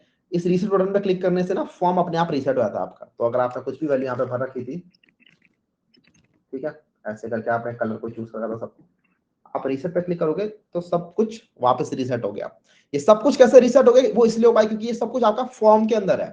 तो एक फॉर्म के अंदर जो भी चीजें वो सारी सारी एक साथ रीसेट हो जाएंगी, बात समझ आ रही है। इसीलिए आपने वो एक पेरेंट फॉर्म टैग बना रखा है, फॉर्म एलिमेंट जो है वो पेरेंट है, ठीक है। तो इस फॉर्म के अंदर जितने भी इनपुट्स थे वो सब के सब रीसेट हो गए इससे। इसके अलावा एक होता है आपके पास इनपुट सबमिट, टाइप होता है आपके पास सबमिट, इस तरीके से। ये क्या बोल रहा है, password that you used found in data breach, कौन सा वाला, ओके। अच्छा ये कह रहा है ये अपने आप, क्योंकि मैंने इसको टाइप दे रखा है यूजर नेम और ईमेल, ईमेल और पासवर्ड, तो अपने आप ही देख लो यहाँ पर ये भी ट्रिगर हो गया। क्रोम का ब्राउजर का जो बाय डिफॉल्ट बिहेवियर होता है ईमेल और पासवर्ड को लेकर कि इस पासवर्ड को सेव कर लेना क्या, ठीक है। तो ये सब भी ट्रिगर हो गया इसके पास अपने यहाँ पे। वो सब इसलिए हो पाया क्योंकि आपने उसको कुछ एट्रीब्यूट्स दे रखे हैं एक्स्ट्रा, जिनसे आपके एचटीएमएल को आप कुछ एक्स्ट्रा फंक्शनलिटीज प्रोवाइड कर पा रहे हो, जिससे ब्राउजर थोड़ा अलग तरीके से उन्हें ट्रीट करता है। तो एचटीएमएल तो ठीक है, लेकिन एट्रीब्यूट्स उनको एक्स्ट्रा फंक्शनलिटीज दे रहे होते हैं। सबमिट का देखते हैं, सबमिट का क्या काम होता है। तो आप अगर आपने यहाँ पे कुछ भी नाम लिखा, सपोज करो अनुज, और यहाँ पे मैं ऐसे रैंडम ईमेल लिख देता हूँ, ठीक है, और पासवर्ड तो चलो कुछ भी है, मैं सबमिट करने का ट्राई करता हूँ। तो यहाँ पे ये देखो क्या कह रहा है, अपने आप एक वार्निंग मिल गई मुझे, please include an at the rate, right. अपने आप ही सबमिट पर क्लिक करोगे, an at the rate in the email address. ये सब कैसे हुआ, क्योंकि मैंने इसको बता रखा है कि ये जो इनपुट है ये ईमेल टाइप का इनपुट है, और ईमेल के अंदर ऑब्वियसली एट द रेट तो आता ही है। तो आप एट द रेट डालो इसके अंदर और तब ये ले लेगा, ठीक है। लेकिन एट द रेट के बाद बोलेगा कि अब यहाँ पे भी तो कुछ चाहिए, ठीक है। तो पागल नहीं है, प्रॉपर रेजेक्स लगा रखा है इसने। रेगुलर एक्सप्रेशन आप पढ़ सकते हो क्या होता है, तो उसकी हेल्प से ये पता लगा पा रहा है कि ठीक है ये एक वैलिड पासवर्ड है कि नहीं है। अब सबमिट करेंगे तो ये सबमिट हो जाएगा। लेकिन सबमिट होने के बाद क्या होगा भैया, तो सबमिट होने के बाद जो होता है वो होता है हमारा एक्शन के अंदर। इसके लिए अब जरा हम वापस आते हैं अपने नोट्स के अंदर, क्योंकि हमने काफी कुछ कवर कर लिया है। एक बार नोट्स को गो थ्रू करते हैं। तो लेबल एलिमेंट होता है सबसे पहले। तो लेबल एलिमेंट हमने बता दिया कि label element defines label for several form elements. The label elements is used for screen reader users. हाँ, स्क्रीन रीडर्स के लिए वही जो मैं कह रहा था ना, एक्स्ट्रा फायदा स्कोर भी होता है। वो ये होता है कि कई बार यूजर्स ने, जो विजुअली इंपेयर्ड यूजर्स होते हैं, उन्होंने स्क्रीन रीडर ऑन कर रखा होता है, उनके भी ब्राउजर्स होते हैं, तो उनके लिए वो रीड आउट लाउड कर देता है कि ये इनपुट जो आप फिल कर रहे हो, जिस पे आपने अगर सेलेक्ट किया उसे, तो वो क्या इनपुट आप फिल कर रहे हो, ठीक है। तो वो लेबल से पता चल पाता है।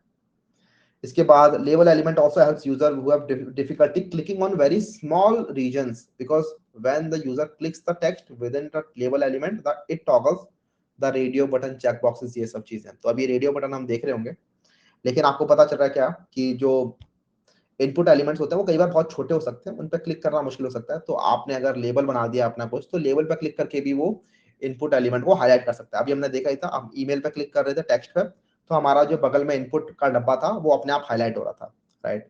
तो इसीलिए पड़ा था। भैया पासवर्ड कैसे देख सकते हैं टेक्स्ट फॉर्मेट में? पासवर्ड को अगर आपको टेक्स्ट फॉर्मेट में देखना है तो एक एक हैक है वैसे तो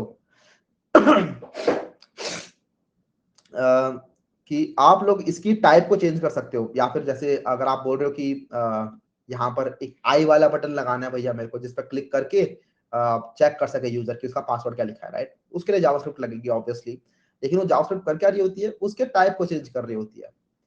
तो बेसिकली मैं कहना चाहता हूँ, अगर आप लोग इंस्पेक्ट यहाँ पे ओपन करोगे, मैं इंस्पेक्ट में आपको दिखाता हूँ एक चीज। एक सेकेंड।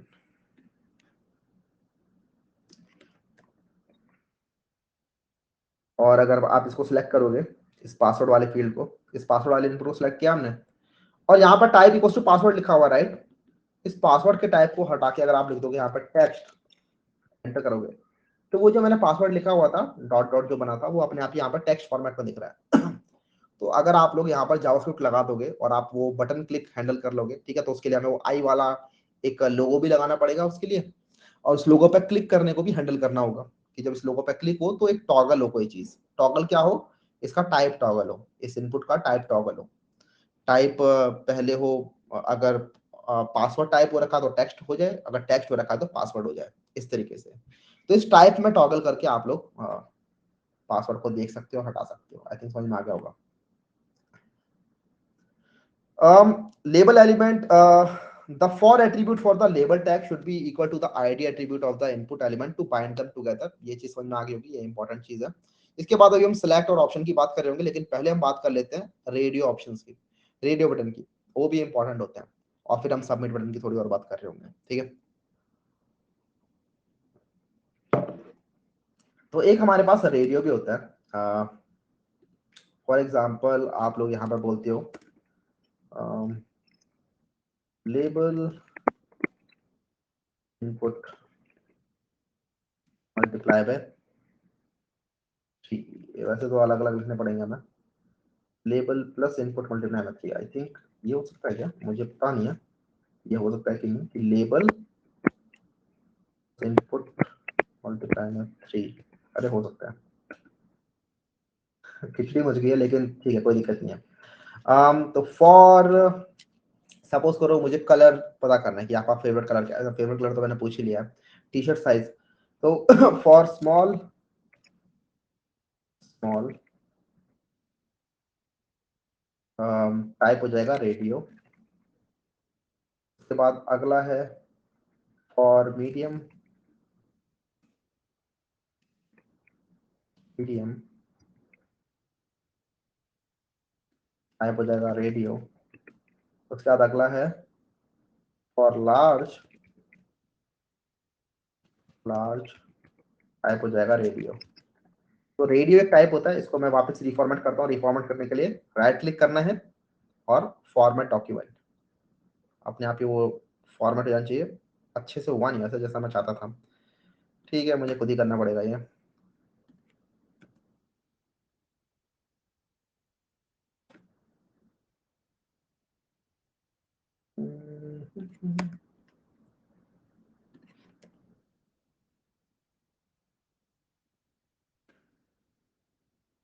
ठीक है, तो यहाँ पर आप देखो लेबल पहले स्मॉल, फिर ये जरा देखते हैं कैसा दिख रहा है।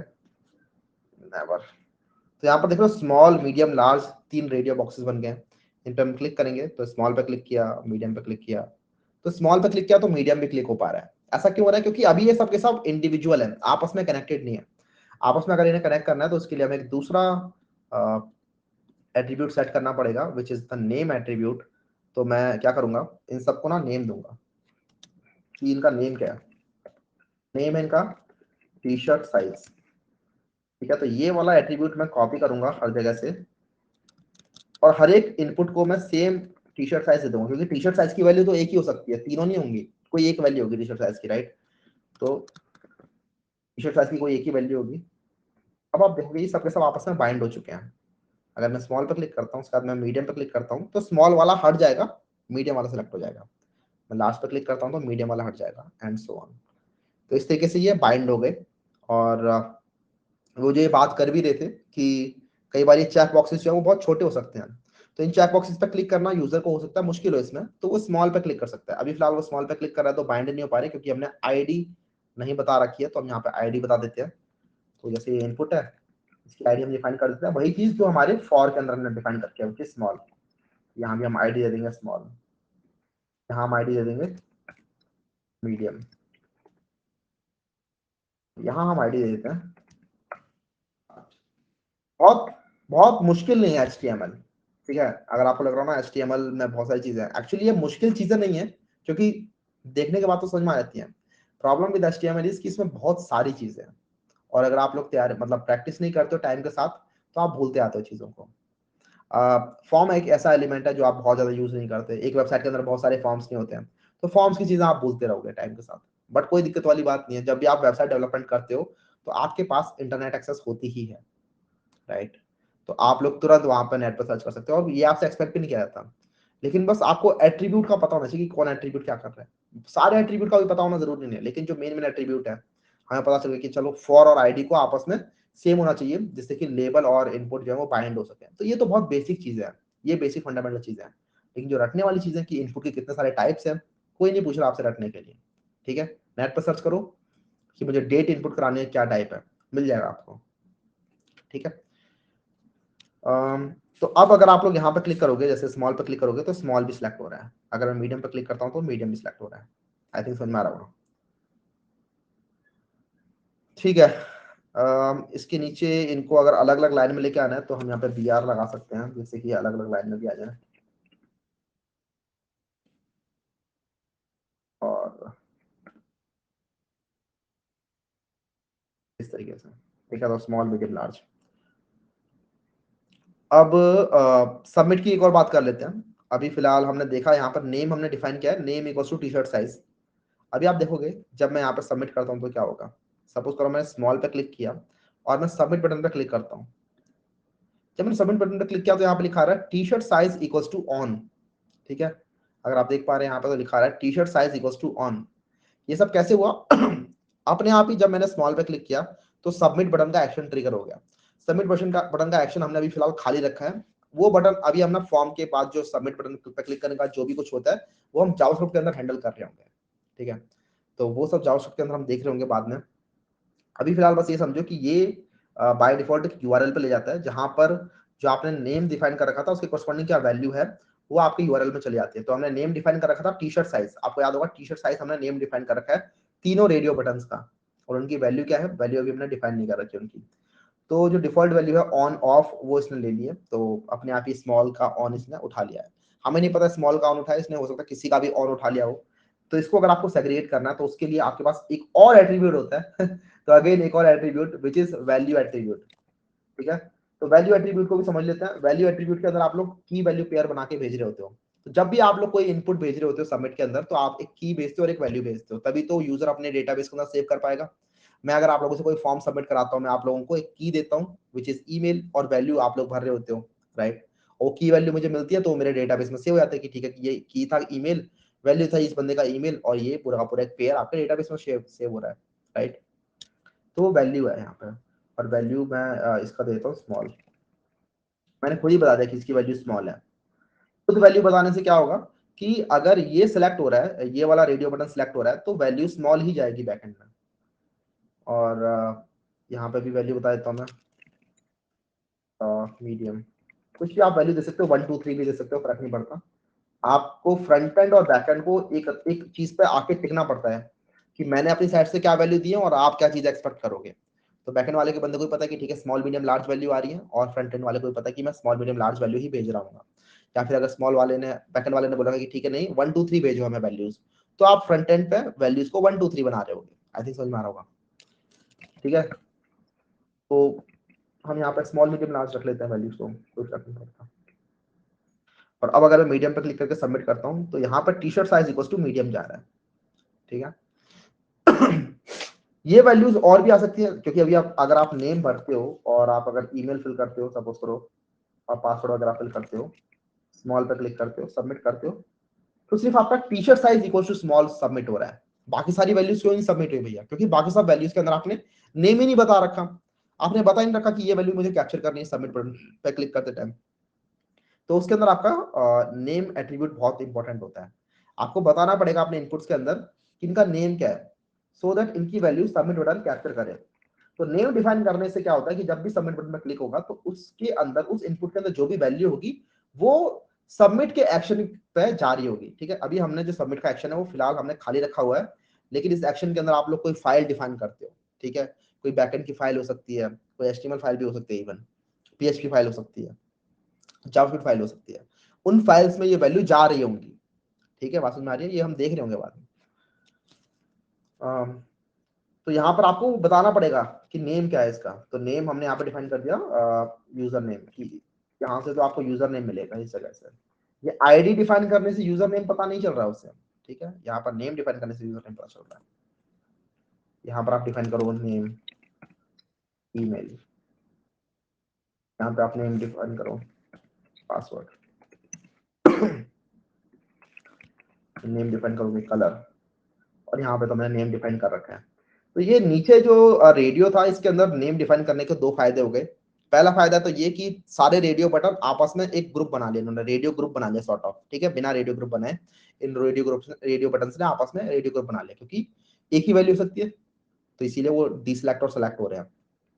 नेम की एक ही वैल्यू हो सकती है। और दूसरा फायदा ये कि सबमिट बटन पर क्लिक करने पे हमारी वैल्यू सबमिट हो रही है। अब जरा यहाँ पर नेम डालते हैं, फॉर्म में डालूंगा जब नेम नेम डाल दिया मैंने, ये डाल दिया, पासवर्ड डाल दिया मैंने, कुछ भी कलर मैंने डाल दिया ये ऑल। तो आप देखोगे सबमिट बटन पर क्लिक करते टाइम सब कुछ सबमिट हो रहा होगा मेरा। इसको मैं जरा कॉपी करता हूँ और आपको अच्छे से दिखाता हूँ यहाँ पे लिखा क्या है। तो जो भी वहां पे लिखा था ना, मैं कॉपी करके यहाँ पेस्ट कर रहा हूँ। तो देखते हैं क्या क्या चीजें गई। तो ये तो हमारा लिंक है, इस लिंक को मत देखो। उसके बाद गया यूजर नेम इक्वल्स टू अनुज, ठीक है। उसके बाद ईमेल, जो मेरा ईमेल था वो, अच्छा डॉट ऐसे बन जा रहा है, ठीक है, eight the rate, sorry eight the rate ये बन जा रहा है।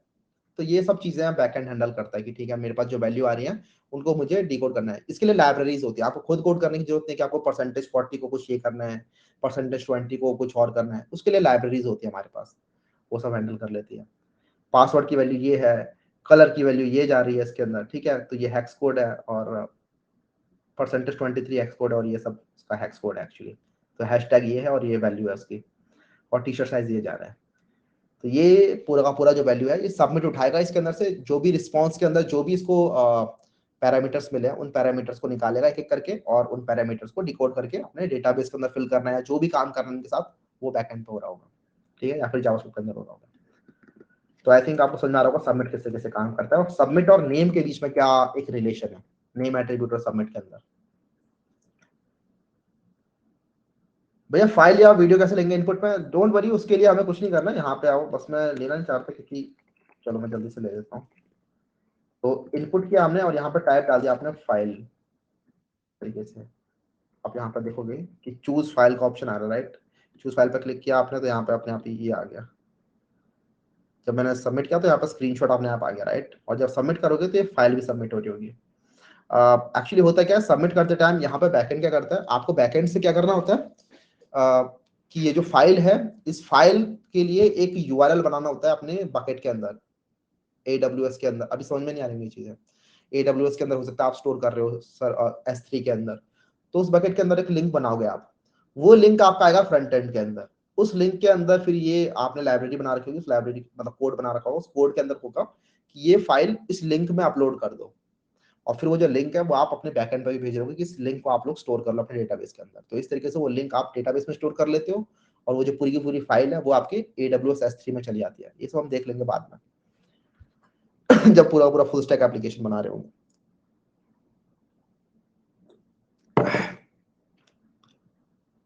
Action attribute, again action attribute जो है मैंने आपको बताया, डिफॉल्ट इसका बिहेवियर मैंने यहाँ पे हाइड कर रखा है। एक्चुअली एक्शन के अंदर जो भी चीजें लिखोगे ना आप यहाँ पे सबमिट करने के बाद वहीं पे जा रहा होता है ये। अगर मैं यहाँ पे लिख देता हूँ लेट्स से submit.html, तो क्या होगा, submit.html पे जा रहा होगा, लेकिन submit.html तो आपने बनाया ही नहीं है, लेकिन देखते हैं क्या होता है।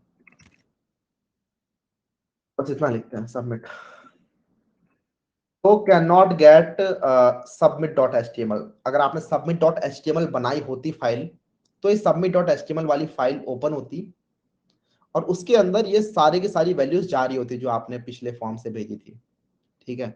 submit.html मैंने बना दिया, या फिर आप लोग जहां पर जावास्क्रिप्ट फाइल बना सकते हो, इवन अपने बैक में कोड लिख सकते हो। रिएक्ट के अंदर हम और चीजें और अलग तरीके से हैंडल कर रहे होते हैं, तो डोंट वरी, हम ज्यादा यूज भी नहीं करेंगे इवन एक्शन को, रिएक्ट के अंदर अलग ही तरीका होता है। अच्छा, अपनी पर्सनल वेबसाइट के अंदर भी आप लोग चाहो तो यहाँ पे कर सकते हो। तो जैसे मैं यहाँ पर एक छोटा सा बनाने का ट्राई करता हूँ, एक काम करते हैं, ये योर नेम और ईमेल को तो डाल ही देते हैं इसके अंदर, ठीक है, तो ये बन ही रहा है कुछ, तो इसको हम ले लेते हैं यहाँ से, नेम और ईमेल में मांग लेता हूँ यूजर का। तो ये भी मैं पैरेलल में बनाया जा रहा हूँ आप लोगों के लिए, HR और H2 want to hire me,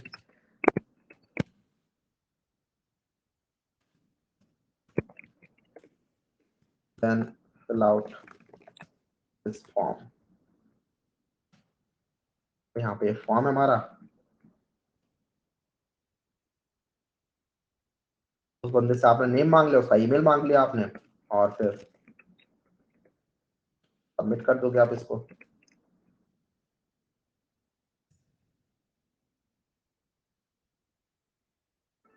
तो यहाँ पे आप देख रहे हो want to hire me then fill out this form, और नेम और ईमेल मांग के सबमिट कर दिया इस तरीके से।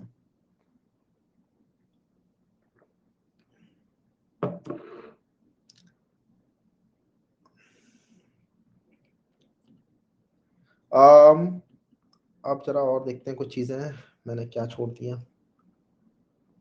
अच्छा, select and option, select and option की बात कर लेते हैं। आपने देखा हो कई बार इनपुट करते टाइम एक ड्रॉप डाउन भी आता है, राइट, एक ड्रॉप डाउन आता है। वैसे तो बहुत सारी चीजें होती है इनपुट के अंदर, मैं बहुत बेसिक चीजें उठा रहा हूँ, लेकिन ड्रॉप डाउन भी इनमें से एक है। ड्रॉप डाउन अगर आप लोगों को इनपुट कराना है तो उसके लिए एक अलग ही फॉर्मेट होता है, उसके लिए पहले हम पढ़ लेते हैं क्या है। तो उसके लिए होता है हमारे पास select and options element. Select and option element की हेल्प से आप लोग ड्रॉप डाउन में से कोई चीज सेलेक्ट कर सकते हो। जैसे यहाँ पर एक कार का ड्रॉप डाउन बना हुआ है, तो सेलेक्ट एलिमेंट होता है, वो बताता है कि इसके अंदर कितनी चीजें हैं, कितने इसके अंदर आप ऑप्शन डालने वाले हो, ठीक है, और इसकी आईडी क्या है, इसकी नेम क्या है, ये सब चीजें। और उसके अंदर बहुत सारे ऑप्शंस होते हैं, उन ऑप्शंस को आप डाल रहे होते हो। तो ये वाला जो कोड है इसी को अगर मैं यहाँ पे लिखना चाहूँ, चलो देखते हैं कैसे काम करेगा ये। तो आपके इस वाले पर्सनल वेबसाइट के अंदर आप लोग पूछ सकते हो से व्हाट डू यू वांट, नहीं वांट टू हायर मी के अंदर ही आप इस फॉर्म के अंदर उससे पूछ सकते हो कि क्या काम करवाना है आपको मेरे से, फ्रंट एंड बैक एंड ये सब चीज, ठीक है। तो label for what to do, इस तरीके से what do you want to do, या फिर कुछ भी आप यहाँ पे लिख सकते हो यार, मैं तो बस कुछ भी लिख रहा हूँ, ठीक है। उसके बाद हमारे पास होते हैं ऑप्शंस नहीं, सबसे पहले तो आपका सेलेक्ट होते हैं बहुत सारे। तो सेलेक्ट का नेम हम दे देते हैं यहाँ पे कि व्हाट टू डू, और आईडी का नाम सेफ दे देंगे व्हाट टू डू, और इस सेलेक्ट के अंदर हम बहुत सारे ऑप्शन डाल देंगे। तो option multiply by let's say 4, और वैल्यू देते हैं front end development, back and development, और क्या होता है जैसे मशीन लर्निंग,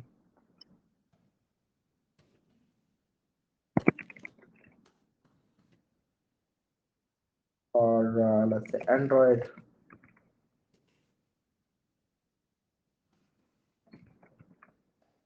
इस तरीके से, ठीक है। तो यहाँ पे हमारे पास 4 ऑप्शन है। अगर आपको अभी तक समझना है कि किस तरीके से दिखेंगे तो अब मैं आपको दिखाता हूँ कैसे दिखेंगे। तो ये हमारी इस वेबसाइट के अंदर, अनुज पर्सनल वेबसाइट के अंदर है, what do you want to do, देख रहे हो। और यहाँ पे एक ड्रॉप डाउन आ रहा है, इस पर मैं क्लिक करूंगा तो ये 4 ऑप्शन आ रहे हैं, आपको दिख रहे होंगे, राइट। ये 4 ऑप्शन, इनमें से आप किस पे क्लिक करोगे तो वो ऑप्शन यहाँ पर सिलेक्ट हो जाएगा। तो इस तरीके से अगर आप लोगों को कभी बहुत बड़ा ड्रॉप डाउन, या फिर आप लोग पूछ रहे हो उससे उसकी कंट्री, राइट, कंट्रीज के अंदर आपने देखा होगा पूरा का पूरा ड्रॉप डाउन बन के आता है, तो उसके अंदर उन्होंने बहुत सारी कंट्रीज उठा के लाई होती है और वो कंट्रीज वो पूरा पूरा ऑप्शन के अंदर भर देते हैं। तो इस तरीके से वो ड्रॉप डाउन आपके बन रहे होते हैं, ठीक है। तो ये ड्रॉप डाउन आपको समझ में आएगा, सेलेक्ट और ऑप्शन के हाथ से आप लोगों के ड्रॉप डाउन बन रहे होते हैं। इसके अलावा एक होता है आपका टेक्स्ट एरिया। टेक्स्ट एरिया भी समझ लेते हैं। अगर आपको बहुत बड़ा टेक्स्ट इनपुट लेना है यूजर से, जैसे कि कई बार आपने इंटर्नशाला के अंदर कभी भरने का ट्राई किया तो वहां पे एक बड़ा सा क्वेश्चन पूछते हैं वो कि tell us something, tell us about yourself, ठीक है। तो या फिर why do you think you are the best fit for this role, तो उसमें बहुत बड़ा इनपुट सा टेक्स्ट आ जाता है, तो वहां पे आप बहुत सारी चीजें लिख सकते हो। तो वो अगर आपको बनाना है तो उसके लिए आपके लिए होता है टेक्स्ट एरिया। तो यहाँ पे अगर आप लोगों को एक टेक्स्ट एरिया चाहिए, जैसे कि आप बोल सकते हो उसको कि टेक्स्ट एरिया नेम दे देते हैं इसको, let's say why hire me, कुछ भी,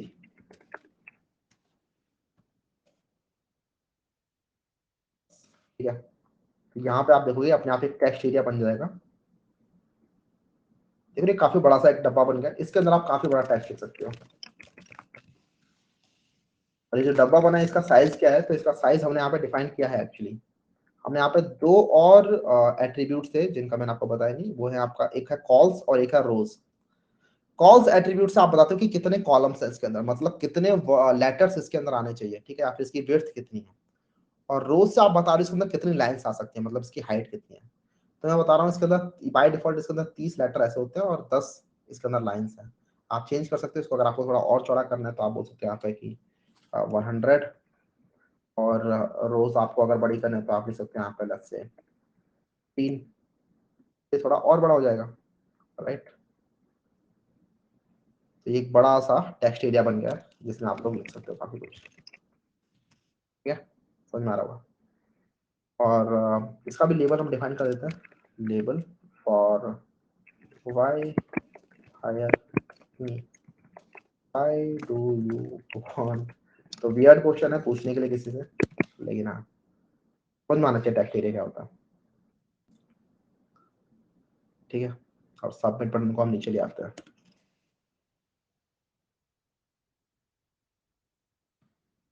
तो ये हमारा फॉर्म हो गया, आपको दिख रहा होगा एक छोटा सा फॉर्म हमने अपनी वेबसाइट के अंदर भी डाल दिया, जो हमारी ये पर्सनल वेबसाइट बन रही है। आप लोग जाके देखोगे ना दूसरों की पर्सनल वेबसाइट्स, तो काफी लोगों ने बहुत अच्छी अच्छी बना रखी होती है। गूगल पर सर्च करो personal websites templates about personal website examples, तो आप देखोगे बहुत सुंदर सुंदर टाइप की बना रखी होती है। सीएसएस पढ़ लेंगे हम तो हम भी वैसे टाइप की बना पाएंगे आराम से, बहुत मुश्किल है नहीं। बस इमेजेस भर देते हैं, अच्छा अच्छा फॉन्ट लगा देते हैं, कलर अच्छा चूज कर लेते हैं, बैकग्राउंड अच्छा लगा लेते हैं, उससे हो जाता है। ठीक है, लेकिन HTML उनका भी अगर आप CSS हटा दोगे ना उसकी फाइल से, HTML देखोगे सिर्फ सेम चीज खुल के आ जाएगी आपके सामने, यही सेम चीज है, यही HTML है। ठीक है, इसी HTML फाइल को मैं सुंदर बना सकता हूँ CSS लगा के। ठीक, तो बस वही है कि CSS समझ समझ जाते हैं तो हम सुंदर बना पाते हैं किसी भी चीज को। ठीक है, अब हम टेक्स्ट एरिया को देख लेते हैं। अच्छा, टेक्स्ट एरिया को हमने देख लिया। This is used to create a big text input area, हमें समझ में आ गया इस तरीके से बनता है। Rows attribute specifies the visual lines in the text area and cols attribute specifies the visual width of the text area. Action attribute के ऊपर मैंने बता ही दिया वैसे आपको, लेकिन यहाँ पे मैंने लास्ट में लिखा हुआ है action attribute defines the action to be performed when the form is submitted.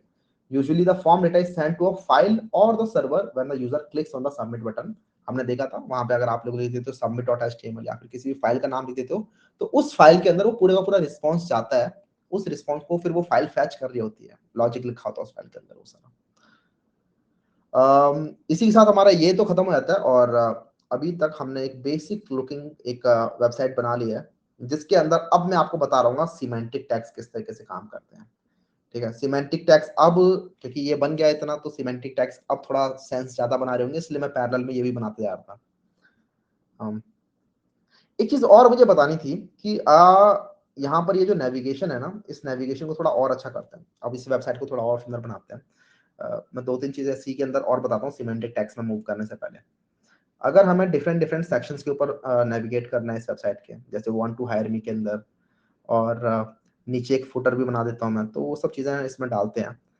तो सबसे पहले तो इस नेविगेशन को थोड़ा और इम्प्रूव कर लेते हैं। तो उसके लिए वांट टू हायर मी वाला जो है H2, इसको मैं आईडी दे देता हूँ, वांट टू हायर मी। ये आईडी मैंने कॉपी की, और ऊपर मैंने,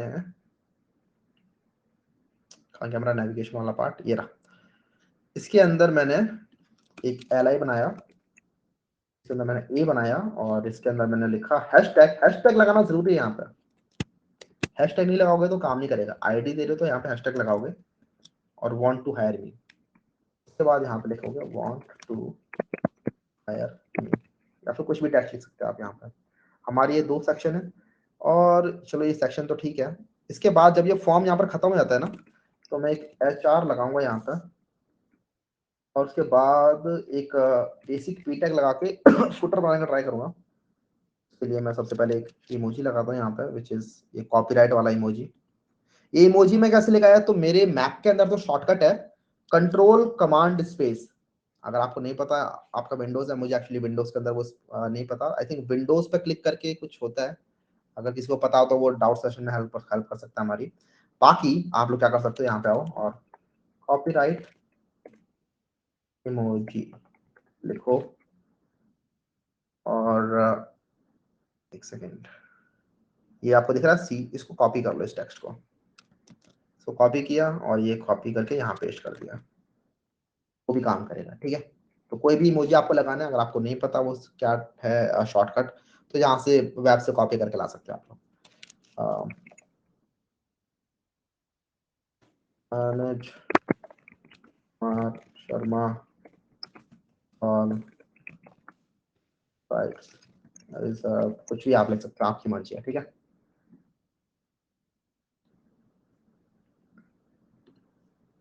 तो ये नीचे ये कुछ ऐसा सा दिख रहा है।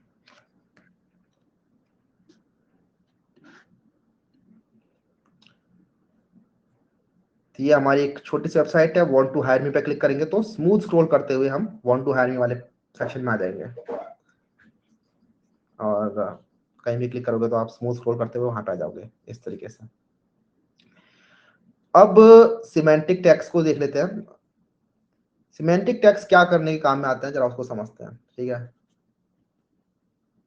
भैया एट्रीब्यूट का समरी दे दो ना प्लीज, फिर for ID name value label got confused. ठीक है, तो we actually looked at quite a lot of attributes. तो एक बार छोटी सी समरी मैं दे देता हूँ यहाँ पे। तो जैसे यहाँ इनपुट में देखो, यहाँ पर बहुत सारे एट्रीब्यूट लिखे हुए हैं, ID name type value for. वैसे अगर आप मेरे साथ चलते आ रहे थे तो सबके सब समझ में आ रहे होंगे, बस इट्स अ मैटर ऑफ कि कितना प्रैक्टिस करते हैं और कितना प्रैक्टिस करने के बाद एकदम दिमाग में वो चीज बैठती है। ठीक है, तो सबसे पहले बात करते हैं फॉर की। तो ये लेबल लेबल में डल रहा होता है, लेबल एलिमेंट के अंदर फॉर एट्रीब्यूट होता है। इसकी हेल्प से आप लोग किसी इनपुट के साथ किसी भी लेबल को बाइंड कर सकते हो। लेकिन शर्त क्या है कि जो भी लेबल के अंदर फॉर की जो वैल्यू होगी, फॉर एट्रीब्यूट की जो वैल्यू होगी, वो इनपुट की आईडी की वैल्यू के बराबर होनी चाहिए। आईडी का काम क्या है? आईडी के काम बहुत सारे होते हैं। आईडी की हेल्प से आप लोग किसी एलिमेंट को एक यूनिक आइडेंटिटी दे सकते हो कि ये जो एलिमेंट है इसकी यूनिक आइडेंटिटी क्या है। आईडी की खास बात एक और है कि आईडी आप किसी भी एलिमेंट को सिर्फ एक यूनिक ही दोगे। इसको हम बाद में अभी और देख रहे होंगे जब सीएसएस में मूव कर रहे होंगे, आईडी सिलेक्टर क्या होता है, क्लास सिलेक्टर क्या होता है। तो वहां पे हम देखेंगे आईडी जो होता है एक्चुअली एक यूनिक होती है। तो जो भी एलिमेंट है, जैसे स्मॉल मैंने अगर आईडी दे दिया तो स्मॉल आईडी में किसी और एलिमेंट को नहीं दूंगा, दे सकते हो आप, लेकिन मतलब फिर वो जब आप लिखते हो ना क्वेरी सिलेक्टर जावास्क्रिप्ट के अंदर की फाइंड बाय आईडी, तो उसके अंदर वो फिर वो कंफ्यूज हो जाता है, वो एरर दे देता है आपको जावास्क्रिप्ट के अंदर। एचटीएमएल तो एरर देता नहीं है, सीएसएस भी एरर नहीं देता कुछ, लेकिन जावास्क्रिप्ट बोलता है कि भाई क्या कर रखा आपने ये। तो आईडी आपको यूनिक देनी होती है। अगला हमने देखा नेम। नेम का काम होता है जब आप सबमिट पे क्लिक करते हो तो वो की वैल्यू पेयर को इस इनपुट से ले जाना और सबमिट करना। नेम का काम एक और हो गया इस वाले केस के अंदर, हमारे इस रेडियो बटन के केस में, कि इसने इसको ग्रुप कर दिया। ठीक है, टाइप का मतलब क्या है? तो टाइप तो इनपुट के अंदर होता ही है, इनपुट के अंदर आप टाइप हमेशा डिफाइन करोगे। ये इसका रिक्वायर्ड एट्रीब्यूट है जिसके अंदर आप डिफरेंट डिफरेंट टाइप्स बता सकते हो। हमने देखे यहाँ पे colour, radio, text, password, file, date, range, बहुत सारे होते हैं। तो उनके अंदर आप चीजें दे सकते हो। और वैल्यू, आप वैल्यू पास कर रहे होते हो तो कि इस इनपुट की क्या वैल्यू होनी चाहिए, बाय डिफॉल्ट इसके अंदर क्या वैल्यू होनी चाहिए। अगर आप लोग यहाँ पे लिखोगे ना एक्सक्यूज मी, जैसे यहाँ नेम है, इस नेम इनपुट के अंदर अगर आपने यहाँ पे वैल्यू दे दी पहले से ही कुछ वैल्यू लेस से, मैं यहाँ पे लिखता हूँ गॉड कुछ भी मेरे मन में आया, तो यहाँ पे देख रहे हो आपने यहाँ पे गॉड लिखा रहा है। गॉड कहाँ से है? क्योंकि मैंने इसको वैल्यू दे दी है, राइट।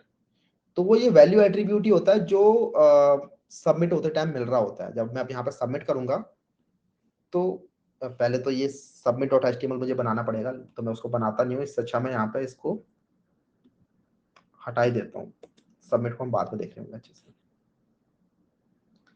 तो ये गॉड है, सबमिट करेंगे, एक सेकंड अभी भी नहीं हुआ। तो यहाँ पर आप देख रहे हो user name equals to god लिखा रहा है, तो यही वो वैल्यू जा रही होती है। इसको हम हटा सकते हैं, यहाँ पे कुछ और वैल्यू डाल सकते हैं। अब यहाँ से वो अनुज वैल्यू जा रही होगी। ठीक है, user name equals to Anuj.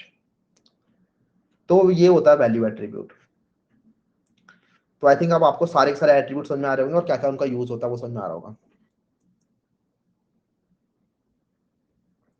If you want specific type of files, अच्छा इसके अंदर मुझे याद आ रहा है इनपुट के अंदर जो आपकी जो टाइप फाइल है उसके अंदर ही कुछ कुछ चीजें आप डाल सकते हो। मुझे एक्चुअली वो वैल्यू याद नहीं है। जब मैंने एक बार बनाया था एक सीआरएम टाइप का कोई चीज, तो मैंने किया तो था इस चीज को। आप नेट पर लेकिन सर्च कर सकते हो, अगेन वही, नहीं पता कोई चीज तो नेट पर सर्च कर सकते हैं हम इजीली, जैसे कि input file html bye type.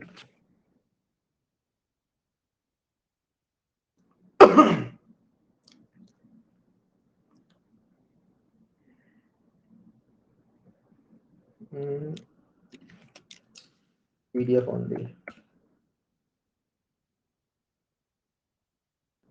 Stack overflow, ये रहा एक्सेप्ट एट्रीब्यूट होता है क्या उसके लिए? हाँ, एक्सेप्ट एट्रीब्यूट होता है। इसके अंदर आप इस तरीके से बता रहे हो, तो सी मुझे ये रिमेंबर नहीं था, लेकिन यहाँ पर आके आप लोग चूज कर सकते हो यार, accept image GIF, image JPG, तो यही मैंने भी डाला हुआ उसके अंदर।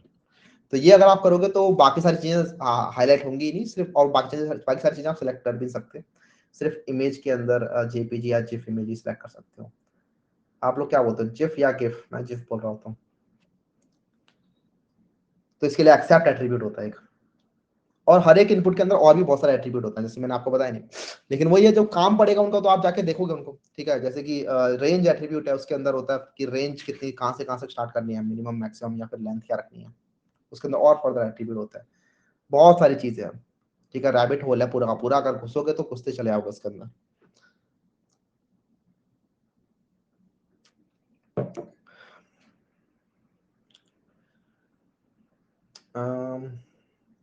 ठीक है, अब हम बात कर सकते हैं सिमेंटिक टैग्स की।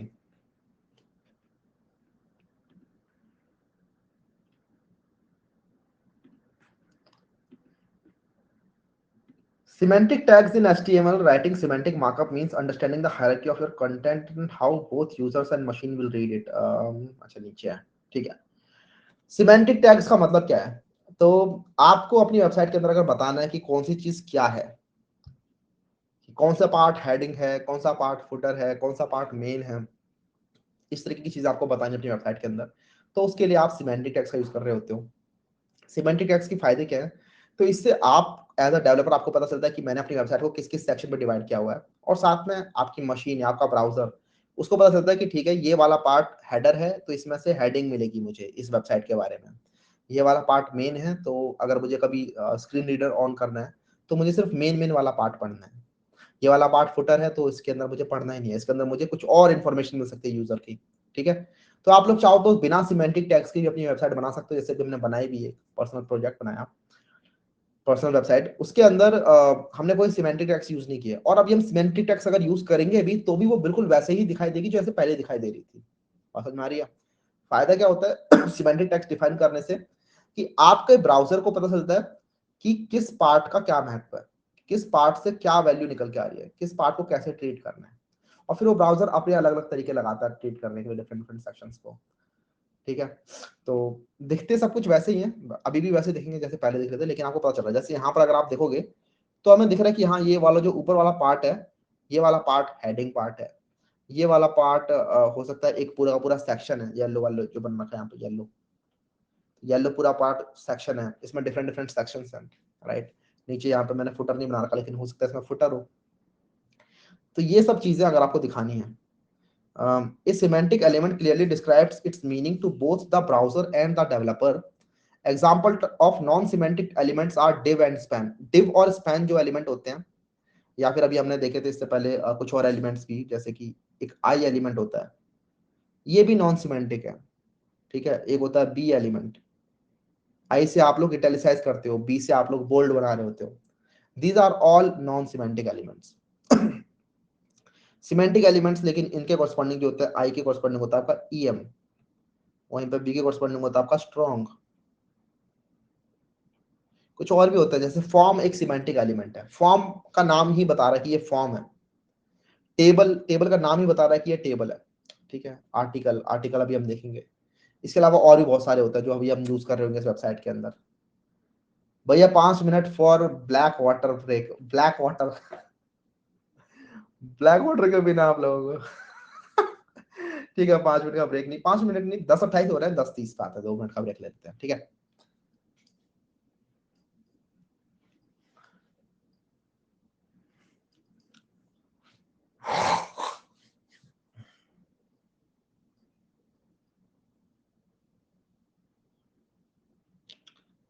ओ अच्छा, जैसे रेशमा सिर्वी ने कहा गॉड लिखा हो तो वो हट जाए, that is called place holder. और प्लेस होल्डर हम डाल सकते हैं क्या? आई थिंक होता है क्या प्लेस होल्डर में?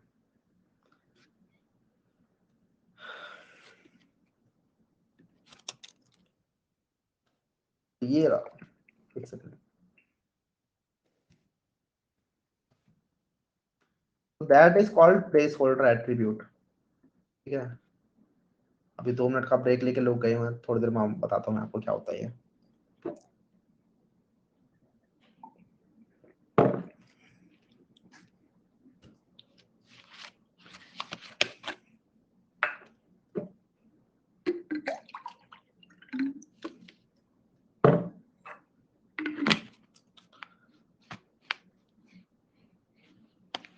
हमें अगर कोई ऑडियो प्ले करना है, ऑडियो प्ले करने के लिए you have to use JavaScript.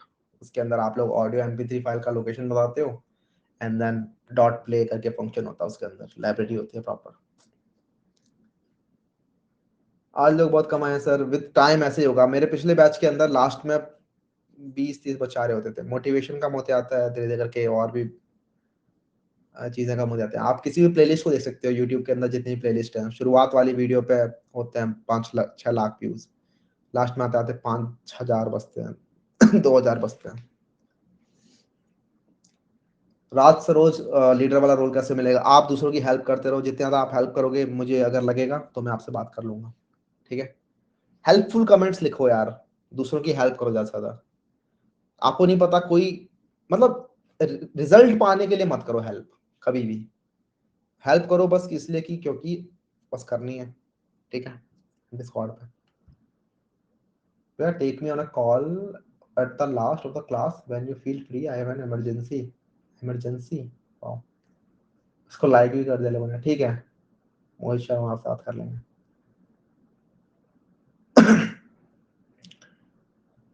Responsive image assignment नहीं हो पा रहा, असाइनमेंट नहीं हो रहा तो डोंट वरी, मैं कल की जो हमारी डाउट क्लास है उसके अंदर मैं असाइनमेंट्स भी ले रहा हूँ, बाकी आप लोगों के डाउट जो होंगे क्लास रिलेटेड वो भी ले रहा हूँ। मैं क्या करूंगा, हमारे जो डाउट, तो हमारा जो डाउट वाला फॉरम है उसके अंदर जो भी टॉप डाउट्स हैं वो मैं देखते जा रहा हूँ, और जो भी टॉप डाउट्स वो करेंगे वो मैं पहले ले करूंगा, सो दैट ज्यादातर सबके डाउट्स वहां पे क्लियर हो जाए। उसके बाद जो इंडिविजुअल डाउट्स होंगे वो भी मैं ले लूंगा। WordPress versus this website difference? अरे वर्डप्रेस वाले तो डेवलपर कहलाते ही नहीं यार, वो तो अलग ही लोग होते हैं फिर। वर्डप्रेस में तो ड्रैग एंड ड्रॉप हो रहा होता है, राइट? अगर आपको सिर्फ वेबसाइट बनानी है तब तो वर्डप्रेस से बन जाएगी, विक्स से बन जाएगी, ऐसे बहुत सारे आते हैं। लेकिन अगर आपको वेब डेवलपमेंट सीखनी है तो उसके लिए तो वर्डप्रेस आपका दुश्मन है।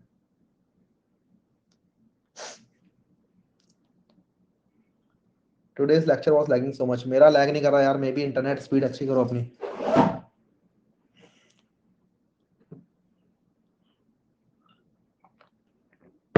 भैया बड़े डाउट सॉल्व आते हैं, छोटे कैसे पूछे? छोटे छोटे जो डाउट्स है मे बी गूगल सर्च कर ले करो यार, जरूरी थोड़ा ना कि कोर्स में पूछना है आपको, या डाउट्स में पूछ ले, डाउट सेशन जो अपना वो डाउट फोरम है वहां पूछो। भैया क्लास के साथ कोड करना है क्या? नहीं नहीं नहीं, क्लास के साथ कोड मत करना प्लीज, क्लास के साथ बस क्लास को देखो, ठीक है? क्लास में क्या चल रहा है, और कोड के लिए असाइनमेंट मैं आपको दूंगा, वो असाइनमेंट करना। ये वाला कोड भी आप लोग कर सकते हो, कल कर लेना, असाइनमेंट वाले कोड को कर लेना, बस दैट इज इनफ। क्लास वाली चीजों को बस समझो, और नोट्स अगर आप पैरेलली बना रहे हो तो वो बहुत अच्छी बात है, वो आपकी बहुत लॉन्ग रन में हेल्प कर रहा होगा। Okay now let's come back. Example of semantic elements, आप जब देखते हैं क्लियरली डिफाइंस इट्स कंटेंट, तो ये हमारा बेसिकली कंटेंट को डिफाइन करने काम में आता है, ठीक है? कि कौन सा वाला पार्ट हेडर है, फुटर है, और भी बहुत सारी चीजें होती है, अभी हम देखेंगे भी। जैसे एक फोटो बना रखी है मैंने इस फोटो में आप देख सकते हो कि एक वेबसाइट को डिफरेंट डिफरेंट पार्ट में तोड़ रखा है। सिमेंटिक टैग्स इन HTML वाला पहला वाला चीज देखो, इस वाली चीज को आप यहाँ पर देख रहे हो, ऊपर एक हेडर है, देन एक नैब है, फिर इसके अंदर बहुत सारे सेक्शंस हैं, एक असाइड है, एक फुटर है। इस टाइप का लेआउट आपको मोस्टली वेबसाइट में देखने को मिलेगा ही मिलेगा। अगर आप कोई भी वेबसाइट खोल के देख लो, ज्यादातर जो ब्लॉगिंग वेबसाइट होते हैं उनके अंदर तो ऐसा होता ही है। हमारी लिंक्डइन वेबसाइट को खोल के देख सकते हो, लिंक्डइन के अंदर भी ऐसा होता ही है। तो linkedin.com को खोलोगे तो ऊपर आपको दिखेगा ये, right, this is the tab. उसके बाद ये लेफ्ट साइड में आपको एक असाइड दिख रहा है, ये आपका मेन है, ठीक है? आपका मेन है, ये भी असाइड है। तो इस तरीके के इसके अंदर भी हायरार्की डिफाइन हो रखी है, प्रॉपर विजुअल हायरार्की इसको कहते हैं हम, ठीक है? तो ये ऊपर एक नेविगेशन है, असाइड है, मेन है, ये सब ठीक है दिखा रखा आपने आपने हो सकता है डिफाइन कर रखा हो, वेबसाइट के अंदर ना डिफाइन कर रखा हो, लेकिन आपके ब्राउजर को पता चल जाता है कि ठीक है ये वाला पार्ट हेडर है, ये वाला पार्ट फुटर है। अगर आप नहीं बनाओगे तो आपके ब्राउजर को पता ही नहीं चलेगा। फॉर एग्जाम्पल मैं चाहता हूं यहाँ पर बताना कि ये जो ऊपर वाला पार्ट है ना, ये वाला पार्ट पूरा का पूरा, ये वाला पार्ट हेलो देयर से लेकर नेविगेशन तक, नेविगेशन से ऊपर तक ये वाला, दिस इज माय हेडर वाला पार्ट, ऑलराइट? इसके बाद ये मेरा नेविगेशन वाला पार्ट है, इसके नीचे मैंने जो भी चीज लिखी है, this is my main content, ये मेरा मेन वाला पार्ट है। इस मेन कंटेंट के अंदर मेरे बहुत सारे सेक्शंस हैं, ठीक है। जैसे ये मेरा पाइथन एक सेक्शन है, मतलब सॉरी ये पूरा पूरा एक सेक्शन है, और इस सेक्शन के अंदर बहुत सारे आर्टिकल्स हैं। ये मेरे आर्टिकल्स हैं छोटे छोटे, कॉटलिन का आर्टिकल, जावा का आर्टिकल। उसके बाद ये मेरा एक दूसरा सेक्शन है, ठीक है। और ये मेरा लास्ट में एक फुटर है। ये सब मुझे अपने ब्राउजर को बताना है, तो इसके लिए मैं यूज करूंगा सिमेंटिक टैग्स का, सिमेंटिक एलिमेंट्स का। तो जो most commonly use semantic elements है उनको देख लेते हैं। पहला है हमारे पास आर्टिकल। आर्टिकल नहीं, हम स्टार्ट करते हैं अपनी खुद से ही कि हम इसे कैसे मॉडिफाई करने वाले हैं इस वेबसाइट को। तो जैसे मैंने आपको बताया कि मैं ऊपर वाले पार्ट को तो बनाने वाला हूँ हेडर। तो उसके लिए हमारे पास एक होता है element which is header, HEADER, header, ठीक है। टैब हिट किया, इस हेडर के अंदर मैंने लिखी है सारी चीजें, कमांड X, कमांड V, मैंने कॉपी पेस्ट कर दिया वापस, ये मेरा हेडर बन गया, ठीक है। उसके बाद ये मेरा नेविगेशन वाला पार्ट है, राइट, इसको मैं डालूंगा अपने नैव के अंदर। तो मेरे पास एक नैव सिमेंटिक टैग भी होता है, और इससे मैं इसको उठाऊंगा यहाँ से और इसको मैं नैव में डाल दूंगा, ठीक है। इसके बाद मेरा ये connect with me, this is my section, right. तो मेरा अब ये मेन पार्ट स्टार्ट हो गया। तो मैं हर वेबसाइट के अंदर एक ही मेन पार्ट होना चाहिए, एक ही मेन एलिमेंट होना चाहिए। मेन एलिमेंट के अंदर जो भी चीजें होती है वो एक्चुअली वेबसाइट रीड कर रही होती है। वही आपकी वेबसाइट का मेन कंटेंट माना जाता है। तो आपकी वेबसाइट के अंदर एक ही मेन एलिमेंट होना चाहिए, और जो भी आपके ब्राउजर्स होते हैं वो मेन एलिमेंट को पढ़ रहे होते हैं। तो ये जो पूरा का पूरा पार्ट है ना, मैं इसको मेन में डालने वाला हूँ। तो उसके लिए मैं इस मेन को यहाँ से हटाऊंगा, और इसको पूरा यहाँ तक मैं इसको मेन बना देता हूँ, ठीक है। तो ये मैंने मेन नीचे कॉपी पेस्ट कर दिया और पूरा पूरा पार्ट मेरा मेन बन गया। कमांड शिफ्ट बी करके मैंने इसको रीफॉर्मेट कर दिया है, या फिर आप लोग राइट क्लिक करके यहाँ पे फॉर्मेट डॉक्यूमेंट पर क्लिक कर सकते हो, यहाँ से भी आपका वो रीफॉर्मेट हो जाएगा। ये मेरा मेन बन गया। अब इस मेन के अंदर मेरे पास बहुत सारे सेक्शन है, लेकिन चलो सेक्शन बनाने से पहले अभी हम और अंदर जाते हैं। लास्ट वाले पार्ट को फुटर बना लेते हैं। फुटर एलिमेंट होता है एक फुटर, इसके अंदर मैं इसको उठा कर डाल दूंगा। अब अगर आप देखोगे आपकी वेबसाइट बहुत ही नीट एंड क्लीन सी बन जाएगी। ये रहा फुटर, और ये रहा आपका मेन। इस मेन को मैं कोलैप्स कर देता हूँ, इस नैब को मैं कोलैप्स कर देता हूँ, और इस हेडर को मैं कोलैप्स कर देता हूँ। आप देख रहे हो इस नैब को, इस HR को मैं इस नैब के अंदर डाल सकता हूँ।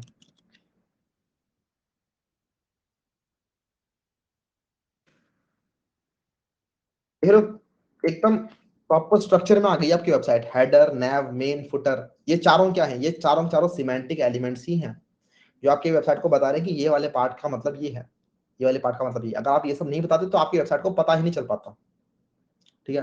हाँ भैया, प्लेस होल्डर समझाओ, आप भूल गए। अच्छा, प्लेस होल्डर, ओके। हाँ, तो प्लेस होल्डर से क्या होता है ना कि आप एक हिंट दे सकते हो यूजर को कि ये यहाँ पर क्या चीज आपको लिखनी है। जैसे यहाँ पे placeholder.com, प्लेस होल्डर के अंदर मैं लिख दिया god@gmail.com। तो ये आपको यहाँ पर दिख रहा है god@gmail.com। ये प्लेस होल्डर थोड़ा सा हल्का हल्का कलर का है, इस पर आप क्लिक करोगे तो गायब भी हो जाएगा, ठीक है। तो that is the place holder attribute. Tension मत लो, बहुत सारे एट्रीब्यूट्स मैं जो मिस कर रहा हूँ कहीं ना कहीं वो बाद में यूज हो जाएंगे, कहीं ना कहीं। अभी अभी हमें रिएक्ट भी सीखना है यार, अभी हमें प्रोजेक्ट्स बनाने हैं, अभी बहुत सारे प्रोजेक्ट्स बनाने हैं, मिनी प्रोजेक्ट्स बनाने हैं। एट्रीब्यूट्स आते ही रहेंगे, जाते रहेंगे। आप एट द एंड बोलोगे ठीक है, ज्यादा टेंशन नहीं लेनी होती, सब कुछ नहीं रटना होता है। इट्स नॉट लाइक फिजिक्स और मैथ्स जिसके अंदर आपको सारे के सारे कंसेप्ट एकदम एकदम घुसना है। क्योंकि अगर ऐसा करने चल रहे, इस तरीके से अगर आप पढ़ रहे हो, तो HTML के अंदर बहुत सारे हैं, बहुत सारे एलिमेंट्स हैं। मैं आपको दिखाता हूँ। इट्स गुड कि आपका वैसा एक मन है, मोरल है। लेकिन देखो यहाँ पे HTML के अंदर कितने सारे एलिमेंट्स हैं, not covering even the half of these, no one will. देख रहे हो, अगर आप पढ़ते हो तो बहुत अच्छी बात है। इन सभी के अंदर और भी बहुत सारे एट्रीब्यूट्स मिलेंगे, हर एक एलिमेंट के अपने अपने एट्रीब्यूट हैं। तो किसी डेवलपर को नहीं पता। इवन जिसने HTML बनाया होगा उसे नहीं पता होगा इतने सारे एट्रीब्यूट्स, अकेले ने नहीं बनाया होगा वो सब कुछ, ठीक है। अब हम कहाँ थे? हाँ, यहाँ पे। तो ये हमारे बहुत सारे सिमेंटिक टैग्स हैं जिनकी हेल्प से हमारे ब्राउजर को पता चल रहा है कि किस चीज का क्या मतलब है। तो हेडर के अंदर तो चलो ठीक है, हेडर के अंदर ये वाला पार्ट हो गया हमारा, इसको हम यहीं बंद कर देते हैं। और अब देखते हैं हमारे पास और क्या क्या चीजें इनके अंदर और होती हैं। तो हमने देख लिया है मेन, हेडर, फुटर, नैव।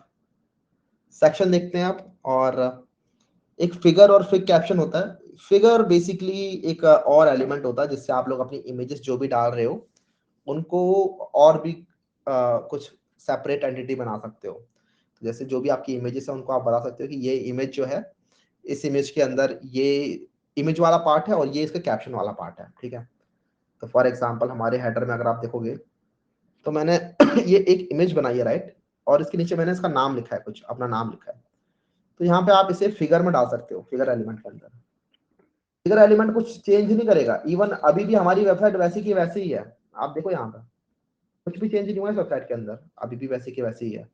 और मैंने इतने सारे एलिमेंट इसके अंदर डाल दिए हैं, फर्क नहीं पड़ा इसमें। जैसे कि यहाँ पर मैं आपको बता रहा था फिगर एलिमेंट, तो फिगर, और इसके बाद ये मैं इमेज और पी को उठा के डाल दूंगा। ये जो पी है, फिर मैं इसको पी नहीं बनाऊंगा, इसको मैं बनाऊंगा फिग कैप्शन।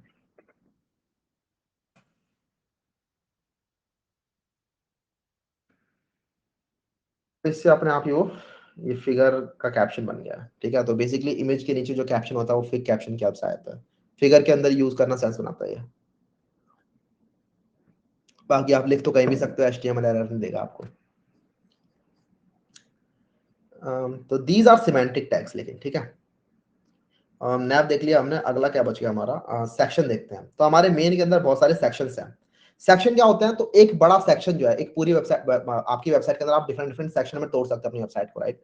जो मेन कंटेंट है, इस मेन कंटेंट के अंदर आपने डिफरेंट डिफरेंट पैराग्राफ्स बना रखे हैं, या फिर डिफरेंट डिफरेंट H2 हैं, उनके अंदर काफी सारी चीजें लिखी हुई है, राइट। तो डिफरेंट डिफरेंट सेक्शंस बना रखे हैं। इवन अगर आप मेरी वेबसाइट में देखोगे तो यहाँ पर मैंने ये एक जो मेरा मेन कंटेंट है, इसमें कनेक्ट विद मी है, माय फेवरेट प्रोग्रामिंग लैंग्वेज है, वांट टू हायर मी है। तो ये डिफरेंट डिफरेंट सेक्शंस हैं। तो ये आप सेक्शंस बना सकते हो इसके अंदर बहुत सारे। तो मैं अपने मेन के अंदर, और जैसे connect with me, this is a section, तो इसको मैं बनाऊंगा एक सेक्शन सेक्शन।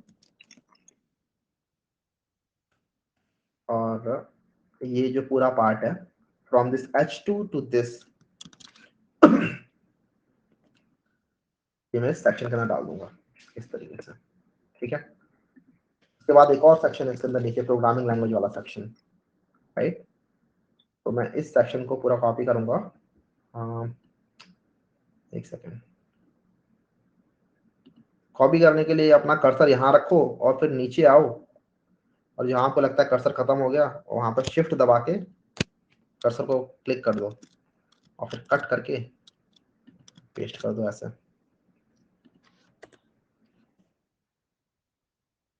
और एक सेक्शन नीचे है,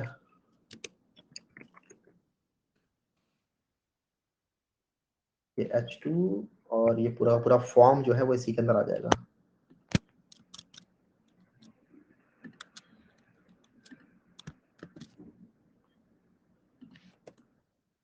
तो अब आप देखोगे अपने मेन के अंदर आपने 3 सेक्शन बना लिए यहाँ पे। एक सेक्शन ये रहा, एक सेक्शन ये रहा, एक सेक्शन ये रहा। देख रहे हो, तो कितना सुंदर आपका पूरा का पूरा बन गया है, ठीक है। Not just for developers I, but for browsers I also. Browser को भी लगेगा कि अच्छा, इस मेन के अंदर ये सेक्शंस हैं बहुत सारे। तो अगर स्क्रीन रीडर के अंदर फीचर बना रखा है ब्राउजर ने कि दिस सेक्शन एंड्स हियर, ऐसे बोले वो, तो वो बोल सकता है, क्योंकि अब उसे पता है कि ये सेक्शन एंड हो गया यहाँ पे, राइट। तो ये सारे फायदे होते हैं सब चीजों के। और अब सेक्शन के अंदर कुछ आर्टिकल्स भी होते हैं। आर्टिकल्स क्या होते हैं, आर्टिकल्स क्या होता है जरा वो देख लेते हैं। तो आर्टिकल्स के अंदर क्या होता है, हर एक आर्टिकल के अंदर अपना एक टाइटल होता है, अपना एक बॉडी होता है, अपनी हो सकता है एक छोटी सी इमेज भी हो, ठीक है। तो आर्टिकल जो होते हैं, आपने देखा होगा वेबसाइट्स के ऊपर काफी सारे आर्टिकल्स लिखे होते हैं, जैसे कि इसके ऊपर एक आर्टिकल लिखा हुआ है, तो उस आर्टिकल में क्या होता है, एक हेडिंग होती है, उसके अंदर कंटेंट होता है, ठीक है। तो आर्टिकल एक स्टैंड अलोन बॉडी होती है जिसके अंदर अपना कुछ कुछ कंटेंट लिखा हुआ है। जिसको आप सेपरेट किसी और जगह डालोगे तो भी सेंस बनाएगा, because it is an individual thing. Articles are individual things and independent things, ठीक है, जिनके पास खुद की हेडिंग है, खुद का कंटेंट है, तो उनको आप आर्टिकल्स कह सकते हो। लेकिन एक और चीज, यहाँ पे कोई हार्ड एंड फास्ट रूल नहीं है। यहाँ पर आपको कुछ ऐसा रूल कोई सेट नहीं कर रहा कि ये चीज आर्टिकल ही बनेगी, ये चीज सेक्शन ही बनेगा, नहीं, किसी ने आपको नहीं बोला कि ये चीज यही बनेगी। आप इवन सेक्शन के अंदर आर्टिकल्स डाल दो, आर्टिकल्स के अंदर भी सेक्शन डाल सकते हो आप लोग, ठीक है, कि एक आर्टिकल बड़ा है, उसके अंदर डिफरेंट डिफरेंट सेक्शन है, बनाओ, कोई दिक्कत नहीं है, ठीक है। सिमेंटिक टैग्स आपके ऊपर कोई रिस्ट्रिक्शन नहीं लगा रहा है, इट्स जस्ट दैट कि आप अपने ब्राउजर को बता दे रहे हो कि ठीक है, इस आर्टिकल के अंदर भी बहुत सारे सेक्शन है और इस सेक्शन के अंदर बहुत सारे आर्टिकल्स है, स्कूल, कोई दिक्कत नहीं है भाई, ठीक है। तो जैसे कि इस वाले सेक्शन में तो नहीं दिख रहे, लेकिन हाँ, इस सेक्शन में बहुत सारे आर्टिकल्स मुझे दिख रहे हैं।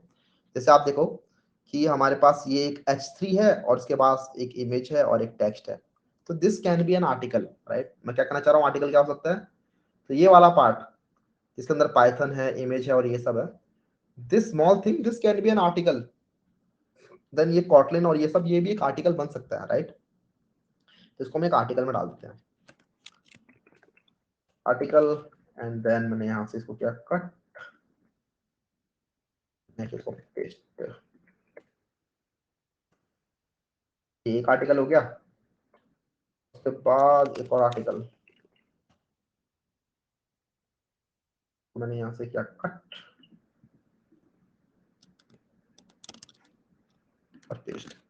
ये कट पेस्ट करते टाइम ना ये जरूर ध्यान रखना कि आप जो HTML की एकदम बेसिक प्रॉपर्टी है कि जो पहले टैग स्टार्ट हुआ था वो पहले टैग क्लोज होगा, जो पहले स्टार्ट हुआ था, सॉरी, नेस्टिंग का ध्यान रखना, बेसिकली मैं कहना चाहता हूँ, ठीक है, कि कहीं आपने LI लिखा फिर आर्टिकल लिखा, फिर पहले LI क्लोज कर दिया बाद में आर्टिकल क्लोज करो, ये मत करना भाई, ठीक है। जो ब्रैकेट्स वाला बताया था ना मैंने तरीका, कि अगर आपने पहले ओपनिंग ब्रैकेट लिखा है उसके अंदर एक क्लोजिंग दूसरा ओपनिंग ब्रैकेट है, तो पहले दूसरा वाला ओपनिंग ब्रैकेट क्लोज होगा, उसके बाद पहला वाला ओपनिंग ब्रैकेट क्लोज होगा, ठीक है।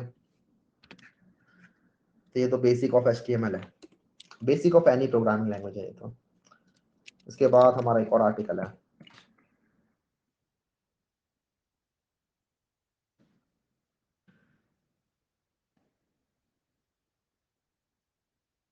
ठीक है। तो ये मैंने 3 आर्टिकल्स बना दिए यहाँ पे, लेकिन अभी भी इसको फर्क ही नहीं पड़ा, वेबसाइट अभी भी वैसी के वैसे दिख रही है और दिखेगी भी, वेबसाइट को फर्क नहीं पड़ेगा, वेबसाइट वैसी दिखेगी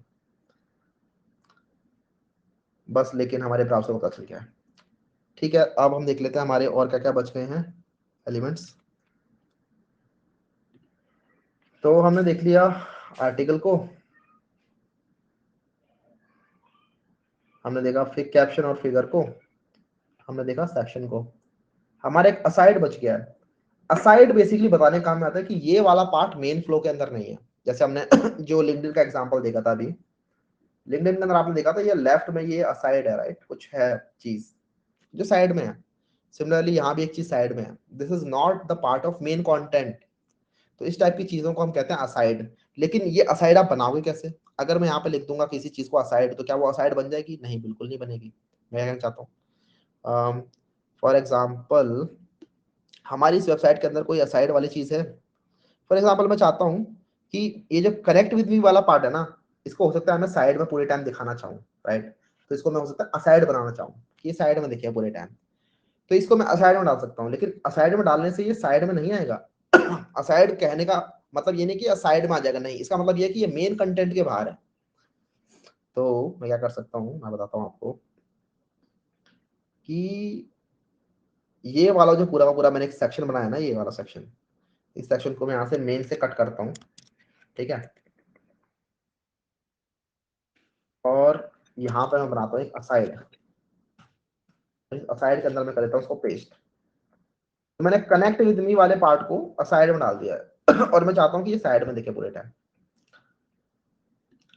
लेकिन आप देखोगे कि ये साइड में आया नहीं, ये अभी भी कनेक्ट विद मी नीचे ही आ रहा है, एक के नीचे एक, क्योंकि HTML का फ्लो यही है। HTML यही कहता है कि कोई भी एलिमेंट अगर आपने नीचे लिखा है तो वो नीचे आएगा, कोई एलिमेंट अगर आपने नेस्टिंग करके लिखा है तो वो अपने पेरेंट के अंदर आएगा, राइट। तो असाइड कैसे होगा भैया, साइड में कैसे दिखेगा? उसके लिए हमें CSS यूज करनी पड़ेगी, और वो आप कर पाओगे जब हम करेंगे ना, इवन हम बना रहे होंगे ऐसे टाइप के लेआउट, जब हम CSS पढ़ रहे होंगे तो हम वो चीजें देख रहे होंगे, ठीक है। तो डोंट वरी। लेकिन हाँ, असाइड से एक और चीज हो गई कि अब आपका जो ब्राउजर है वो बोलेगा ठीक है कि मेरा जो मेन कंटेंट है वो यही है, दिस इज असाइड वाला कंटेंट। असाइड के अंदर आपने देखा होगा वेबसाइट के अंदर कुछ वेबसाइट ऐड चला देती है जो पूरे टाइम विजिबल होते हैं, तो वो असाइड वाला पार्ट है। तो ये आपके कुछ कॉमन सिमेंटिक एलिमेंट्स हो गए, और लिस्ट इतनी छोटी नहीं है, और भी बहुत सारे सिमेंटिक एलिमेंट होते हैं अगर आप पढ़ने जाओगे तो, ठीक है। और हाँ, पता होनी अच्छी बात है, लेकिन ये मोस्ट कॉमन एलिमेंट्स होते हैं, इससे ज्यादा मैंने देखे नहीं ज्यादा। तो आपने किसी ब्लॉक के अंदर ऐसे देखा होगा कि ऊपर हेडर है, लेफ्ट साइड में नैव बार है, जिस पे आप क्लिक कर करके इस ब्लॉक के डिफरेंट डिफरेंट सेक्शन में आ सकते हो, या फिर किसी और ब्लॉक में आ सकते हो इवन। देन इसके अंदर मेन है, इसके अंदर बहुत सारे आर्टिकल है, देन फुटर है, राइट। इसके बाद हमारा यहीं पे आज की क्लास समाप्त हो जाती है, और हमारी कुछ असाइनमेंट है। इसके अंदर मैंने ये दिया है कि आपको इसी प्रोजेक्ट के अंदर जो हमारा जो प्रोजेक्ट है इसको बनाओ, इसके अंदर 2 सेक्शन और ऐड करो, जिसके अंदर एक है places I want to visit, इसके अंदर इमेजेस डालो, ठीक है, कैसे भी करके डालो इमेजेस, आपकी क्रिएटिविटी के ऊपर है, आप गैलरी बनाना चाहते हो इमेजेस की, या फिर एक इमेज डालना चाहते हो, फिर कैप्शन जो भी। And then my favourite food recipe, इसके अंदर कुछ भी डालना चाहो टेबल में डालना चाहते हो इमेजेस को, आपके ऊपर है, कैसे भी डाल सकते हो इमेजेस, ठीक है। And then second one is make a website where you teach about the concept of semantic tags, use table, list, link, images, etc. क्या कहना चाहता हूँ, तो बेसिकली इस टाइप का कुछ आप बना सकते हो क्या HTML के अंदर, जिसमें एक H2 है, एक पैराग्राफ है, एक इमेज है नीचे, और फिर कुछ और पैराग्राफ्स हैं, कुछ चीजें बोल्ड हैं, कुछ चीजें कोड दिख रही हैं, ठीक है, कुछ चीजें लिस्ट बन रही है, इस तरीके से। तो इस टाइप का बनाने का ट्राई करो, ठीक है। एक वेबसाइट ऐसी बनाओ जिसके अंदर आप सिमेंटिक टैग्स के बारे में पढ़ा सकते हो किसी को, ये बनाने का ट्राई करो। बेसिकली अगर आप यही चीज जो मैंने ऊपर बना रखी है, इसी चीज को अगर कॉपी कर देते हो तो भी बहुत अच्छा बन जाएगा आपका, दैट इज ऑल्सो गुड। और अगर बना लेते हो तो हमें डालना है अपने चैनल में, विच इज शोकेस, शोकेस वाले चैनल में डालना उस चीजों को। भैया मेरे फ्रेंड को कोर्स लेना है, नहीं ले सकते हैं आप कोर्स, तो उनको सॉरी बोल दो, 2 महीने से ओपन था यार, और एक्स्ट्रा 2 दिन मैंने और ओपन कर दिया था, बड़ी मुश्किलों से ओपन होता है पता है भैया। We can check this semantic through pesticide extension for Chrome, yes yes yes, हाँ पेस्टिसाइड वगैरह देख लेंगे हम जब CSS की बात कर रहे होंगे, लेकिन हाँ आप देख सकते हो तब वहां पे भी। प्लीज एक्सप्लेन द डिप्लॉयमेंट, बिल्कुल डिप्लॉयमेंट करेंगे यार जब हम प्रोजेक्ट्स बना रहे होंगे। अच्छा, गिटहब वाली डिप्लॉयमेंट तो बहुत बेसिक डिप्लॉयमेंट है, वो नहीं देखना अपने को, तो गिटहब वाली डिप्लॉयमेंट के भरोसे मत रहना, because that is not good practice. वहां पे तो बस आपने बना दिया कोई बेसिक चीज और हो गया वो डिप्लॉय, लेकिन वो एक बहुत अच्छी चीज नहीं है। हम डिप्लॉय कर रहे हैं प्रॉपर सर्वर्स के ऊपर, ठीक है, फ्रंट एंड को अलग, बैक एंड को अलग, और उनके लिंक्स को मिला रहे होंगे, वो होती है एक्चुअल डिप्लॉयमेंट। github.io ने तो बस ऐसे ही दे रखा है, मजाक मजाक में कुछ। असाइनमेंट वापस समझाओ एक बार, मैं और बता देता हूँ असाइनमेंट। तो पर्सनल वेबसाइट के अंदर ये जो हमारी वेबसाइट है ना, दिस वन, इसके अंदर आपको 2 सेक्शन और डालने हैं अपने मेन के अंदर, ठीक है। तो वांट टू हायर मी के ऊपर ही डाल सकते हो आप कि places I want to visit, ऐसे करके, और उसके अंदर आपने कुछ प्लेसेस बता दी, मालदीव्स वगैरह जो भी है, उनकी इमेजेस वगैरह डाल दिया आप। और दूसरा है माय फेवरेट फूड रेसिपीज, आपकी जो भी फेवरेट फूड रेसिपीज है वो आपने डाल दी लिस्ट की फॉर्मेट में, उसके अंदर आपने रेसिपी बना दी है लिस्ट के अंदर, और लिस्ट के अंदर और लिस्ट डाल दी, ठीक है, 1 2 3 करके उसके अंदर रेसिपीज आ रही है। तो आपकी क्रिएटिविटी के ऊपर है, इसलिए मैं यहाँ पे स्क्रीनशॉट्स नहीं डाल रहा हूँ। स्क्रीनशॉट्स डालूंगा तो आपकी क्रिएटिविटी वहीं पे टनल विजन हो जाएगी कि ठीक है मुझे ये बनाना है, भैया ने ये बोला मैं ये बना लूँ। चीजें करो खुद से, ठीक है, एक्सपेरिमेंट करो, शो केसेस में जाके देखो, लोगों ने बहुत सारी डिफरेंट डिफरेंट टाइप की चीजें डालेंगे लोग, अगर मैं बता दूंगा ये बनाना है तो वही चीजें बनाओगे फिर आप। अब देखो लोग क्या क्या चीजें बना रहे हैं, वहां पे मजा आता है फिर।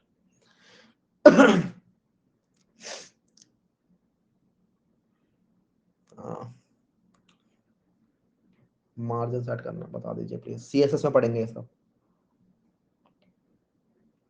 ठीक है। इसी के साथ ही अगर कुछ और डाउट्स हैं आपके तो मैं वो ले लेता हूँ। भैया प्लीज कनेक्ट ऑन कॉल। मोहित, अगर क्लास से रिलेटेड डाउट है तब तो यहीं पे पूछ लो, ठीक है। अगर कोई पर्सनल बात करनी है तो मेरे से डिस्कॉर्ड में बात कर लो भाई, बिकॉज यहाँ पर हम सब क्लास याद करेंगे, भैया आप हमारे जीतो भैया। मेरे को काफी लोग बोलते थे कॉलेज से, सेकंड वाला असाइनमेंट बोल दो भैया, क्या था सेकंड वाला assignment? Make a website where you teach about the concept of semantic text. तो बेसिकली मैं ये कहना चाहता हूँ कि अगर आप W3 स्कूल को खोलो तो क्या आप ये वाली वेबसाइट बना सकते हो? ये इसमें एक हेडर है, इसमें एक ये लाइन है, इसमें ये पैराग्राफ्स हैं, इसमें ये बीच में कोड वाला एलिमेंट है, ये बनाने के लिए कह रहा हूं मैं। ठीक है, तो इसकी हेल्प से आप सिमेंटिक टैग्स के बारे में पढ़ाओ, ये कह रहा हूं मैं। सिमेंटिक टैग्स, ये रहा सिमेंटिक, इस टाइप का बनाने का ट्राई करो कुछ। ये वाली वेबसाइट, ये जो बीच में जो पार्ट है ना सिर्फ इतना, इस टाइप का बनाने का ट्राई करो। This is the easy bro. कुछ घातक असाइनमेंट था रुक जा भाई, घातक घातक असाइनमेंट मिलेंगे अभी आपको जब हम घातक चीजें पढ़ रहे होंगे। अभी बहुत इजी चीजें पढ़ रहे हैं। और कमाल की बात मुझे ये लगती है HTML के अंदर की, बहुत इजी इजी चीजें पढ़ते पढ़ते ही हम लोग बहुत कमाल कमाल की चीजें बना देते हैं। आएगा टाइम, डोंट वरी भैया। कल डाउट सेशन में assignment without CSS he banana, of course of course. ठीक है, कल की डाउट क्लास होगी।